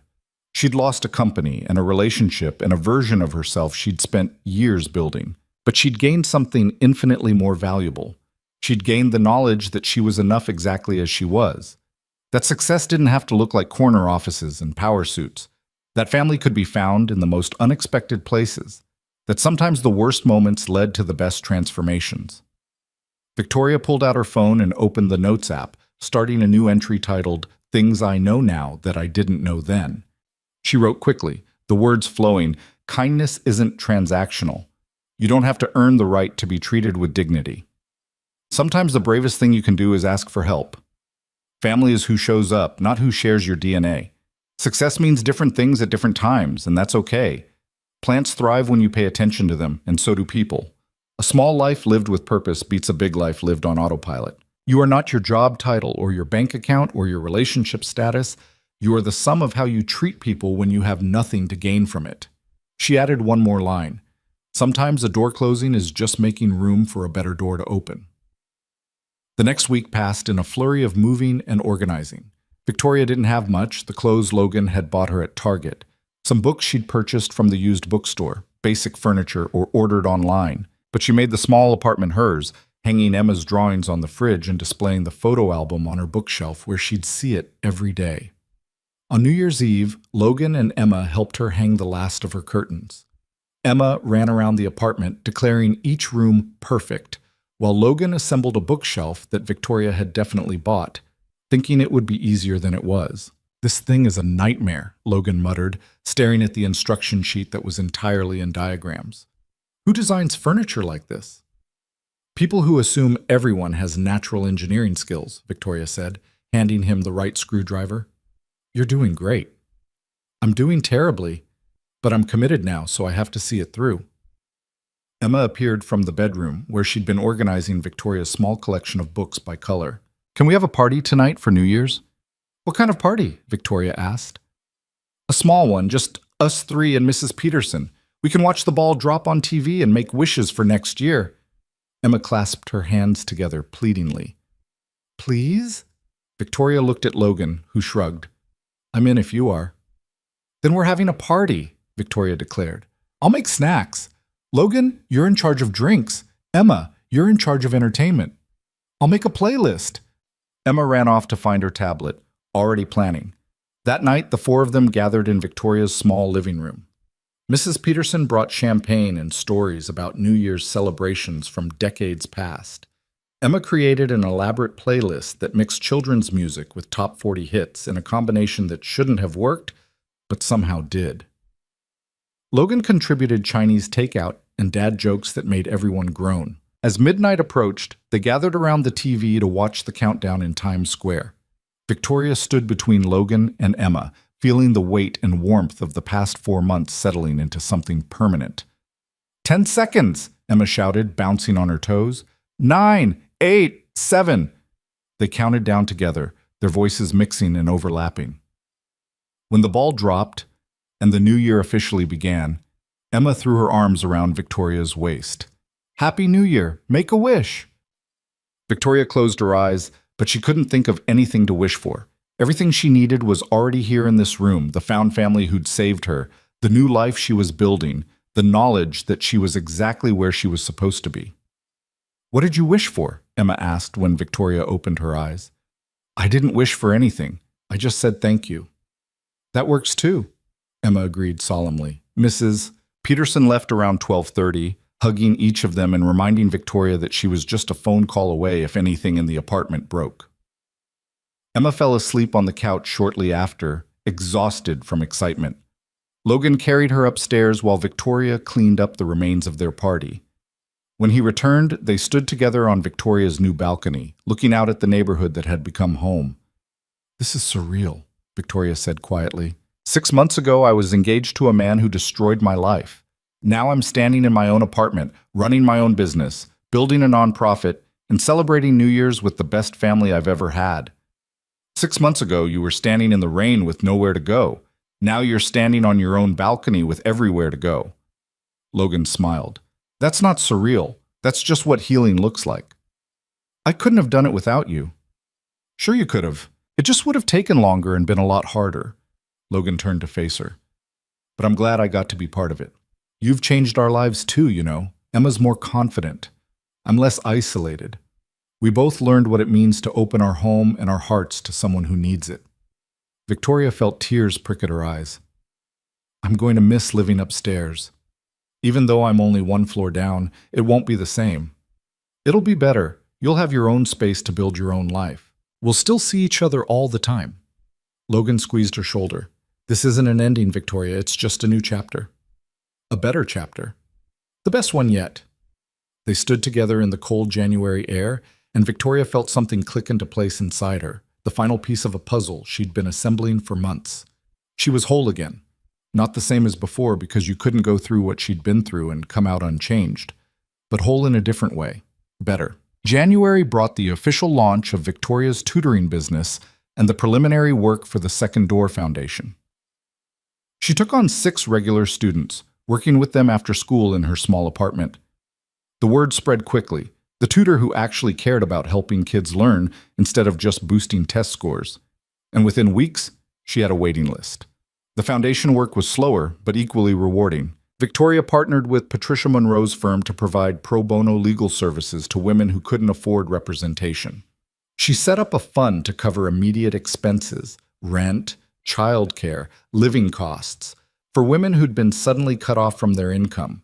She created support groups and mentorship programs, building the network of care she wished had existed when she'd needed it. In February, she got a call from a journalist at a business publication who wanted to interview her about the foundation. Victoria almost declined. She'd spent months avoiding the spotlight, focusing on the work instead of the recognition. But then she remembered what Logan had said about using her platform to speak to broader issues, and she agreed. The resulting article ran in March with the headline, From CEO to Nonprofit Founder, Victoria Hale on Rebuilding After Corporate Betrayal. It was fair and honest, discussing her experience with Marcus only in broad strokes, while focusing primarily on the work she was doing now. The piece quoted her saying, "Success isn't about how high you climb, it's about who you help up when you're on your way." The article generated more attention than Victoria had anticipated. Donations flooded into the foundation. Women reached out asking for help, asking for guidance, asking if they could volunteer. A publisher contacted her about writing a book. A university invited her to speak to their business students. Victoria took her time deciding which opportunities to accept and which to decline. She said yes to the speaking engagement because she could use the platform to recruit volunteers. She said no to the book deal because she wasn't ready to tell that story yet, might never be ready. She said yes to every woman who asked for help, even when it meant long days and exhausted nights. "You're going to burn out," Logan warned one evening in April when he found her still working at 9 p.m., her dining table covered in grant applications and financial statements. "You can't save everyone, Victoria." "I'm not trying to save everyone. I'm trying to help the people I can help." Victoria rubbed her eyes. "Is that the same thing?" "Close enough that the distinction doesn't matter. You need to take care of yourself too." Logan moved some papers aside and sat down across from her. "When was the last time you did something just for fun? Not for the foundation, not for the tutoring business, not for anyone else?"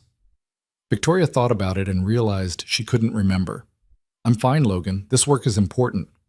"So are you. And if you don't rest, you won't be able to keep doing this important work."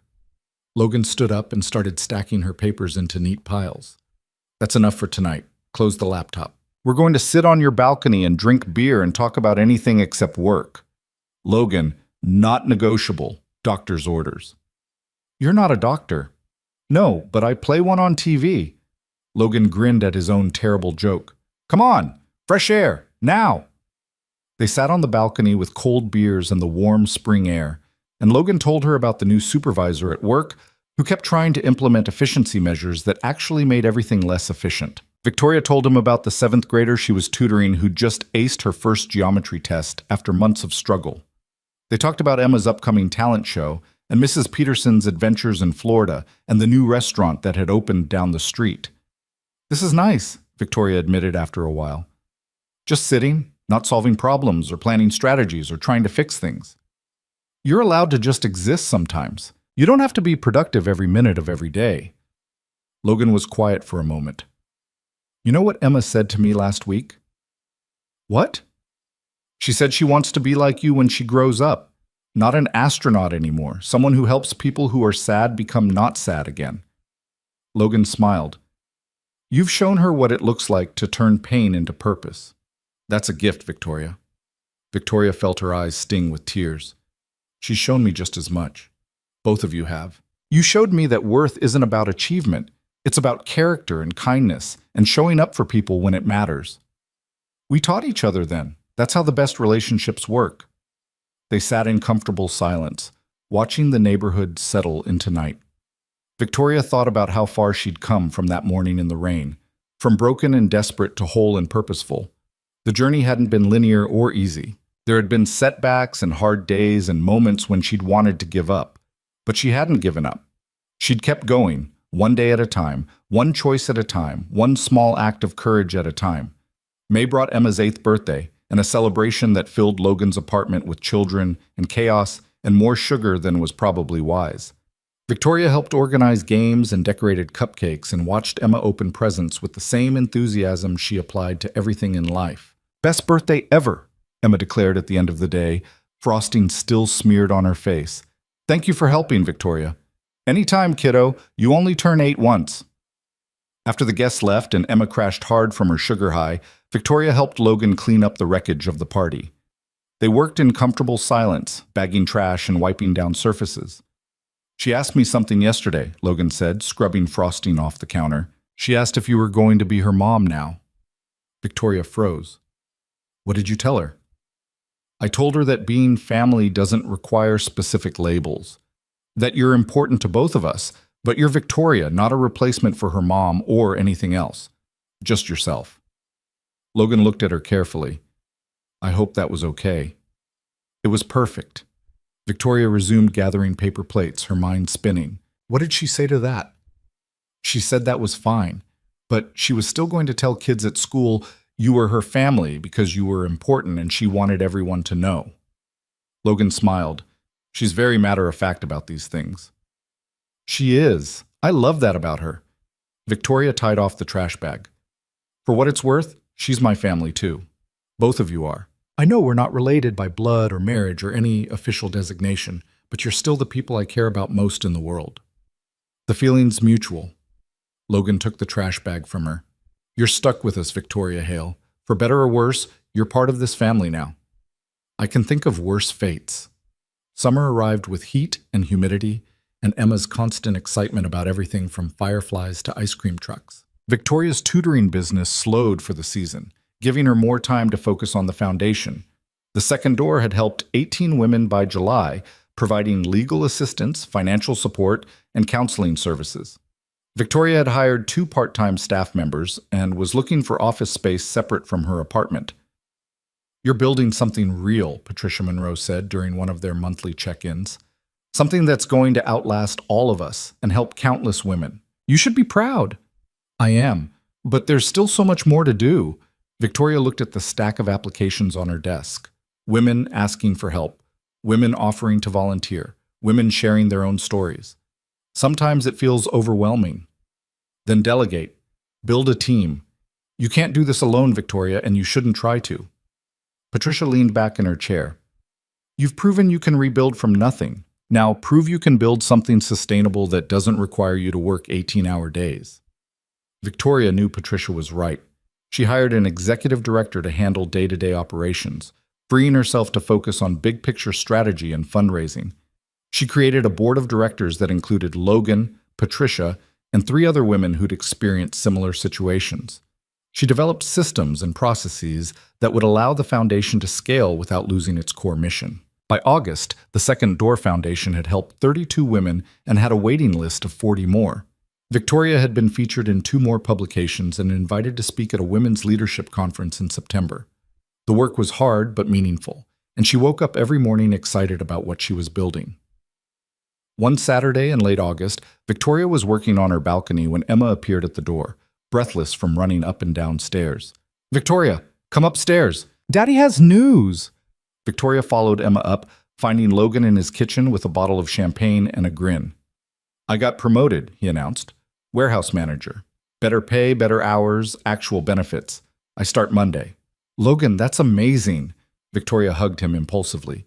"You deserve this. You've worked so hard." "Thanks. It means I'll be home by 5 most days instead of 9. I'll actually get to have dinner with Emma during the week." Logan popped the champagne. "We're celebrating, the 3 of us. Proper dinner at that Italian place Emma loves." They went to dinner and toasted Logan's success with sparkling cider for Emma and real champagne for the adults. Emma chattered about starting 3rd grade in 2 weeks and how her teacher was supposedly the best in the whole school. Logan talked about his new responsibilities and how strange it would be to manage people instead of just moving boxes. Victoria listened and contributed and felt overwhelmingly grateful for these ordinary moments that had become her extraordinary life. "Speech," Emma demanded, raising her glass just like she had on New Year's. "We need a speech for Daddy's promotion." Logan laughed and stood up. "Okay, a speech. Let's see." He looked at Victoria and Emma, and his expression softened. "A year ago I was stuck. Not unhappy exactly, but not growing either. Just existing, going through the motions, focused on survival instead of actually living. Then this one," he gestured at Victoria, "showed up in my life and reminded me what it means to take risks and fight for what you want and believe that better things are possible." Victoria felt her throat tighten. "So this promotion, yeah, it's because I worked hard, but it's also because I finally believed I deserved to ask for it. And I learned that from watching you rebuild yourself from nothing, Victoria. You showed me what courage looks like." Logan raised his glass. "To family, to second chances, to doors that open when we're brave enough to knock." They clinked glasses, and Victoria blinked back tears. A year ago, she'd been standing in the rain with nothing. Now she was sitting in a restaurant with everything that mattered, celebrating someone else's success and feeling genuinely happy about it. This was healing. This was what it looked like when you rebuilt yourself right instead of just rebuilding yourself back. September brought cooler weather and the start of a new school year. Victoria's tutoring schedule filled up again with students who needed help getting back into academic routines. The foundation continued growing, and Victoria found herself managing a team of 5 people in a budget that made her former corporate salary look modest. She stood on her balcony one morning in early October, exactly 1 year after she'd moved into this apartment, and took stock of everything that had changed. She'd helped 47 women through the Second Door Foundation. She was tutoring 12 students regularly. She'd paid Claire back in full and donated another $100,000 to women's shelters. She'd saved enough money to feel secure for the first time in her life. But more than any of that, she'd learned how to be happy in ways that didn't depend on external validation. She'd learned that success could be measured in thank you notes from students who finally understood algebra, in tears of relief from women who thought they'd never escape their situations, in lazy Sunday mornings with Emma and Logan, where nothing important happened except connection. Her phone rang. Patricia Monroe, which was unusual for a Saturday morning. "I have news," Patricia said. "Marcus was sentenced yesterday. 3 years in federal prison for wire fraud and embezzlement. He'll also have to pay restitution to the company and fines to the government." Victoria sat down slowly. 3 years. It could have been more, but he cooperated with investigators and provided information about other financial irregularities in the industry. Still, it's a real sentence, justice of a sort. Patricia paused. "How do you feel?" Victoria thought about it. A year ago, this news would have filled her with vindication and triumph. Now she just felt tired and maybe a little sad that it had all come to this. "I feel like I can finally close that chapter," she said.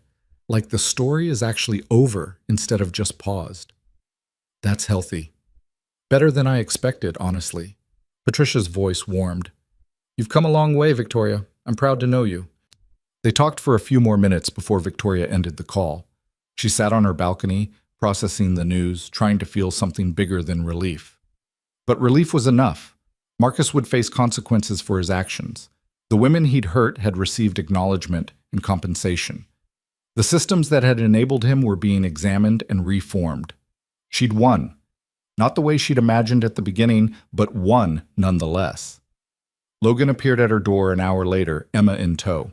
"Heard the news from Patricia. She called to tell me in case you needed support. You okay?"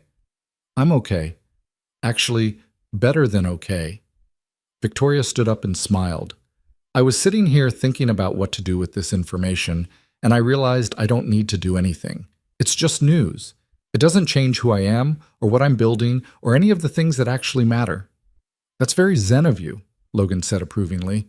"Victoria, can you help me with my social studies project?" Emma asked, apparently unconcerned with adult drama. "We have to make a map of the Oregon Trail, and I can't get the mountains to look right." "Absolutely. Let me grab my laptop and we'll look up reference photos."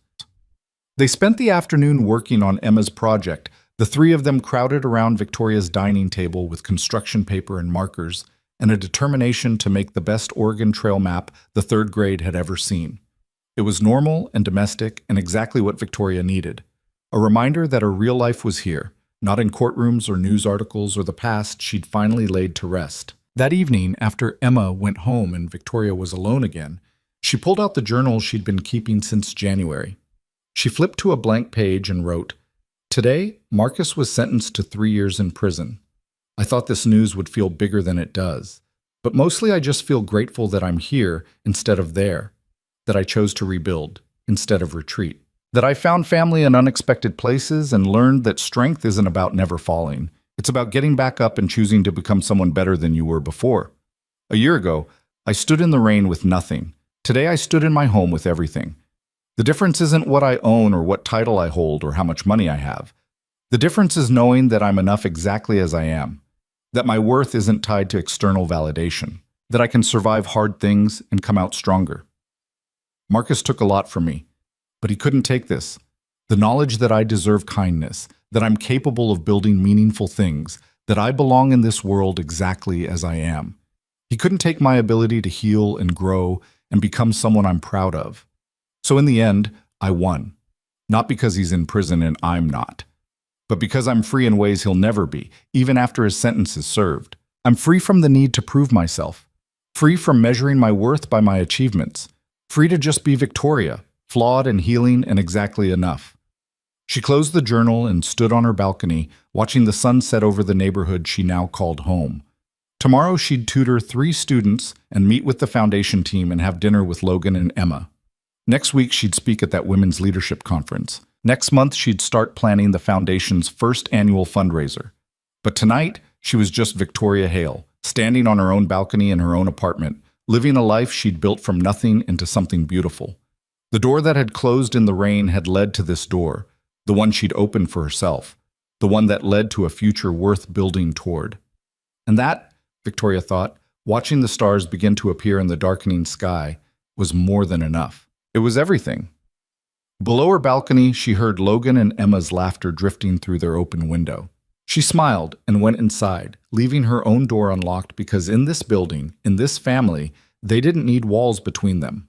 Sometimes the most powerful act of kindness is simply opening the door when someone believes every door in the world has closed. And sometimes the most powerful act of courage is walking through that door and choosing to build something better on the other side.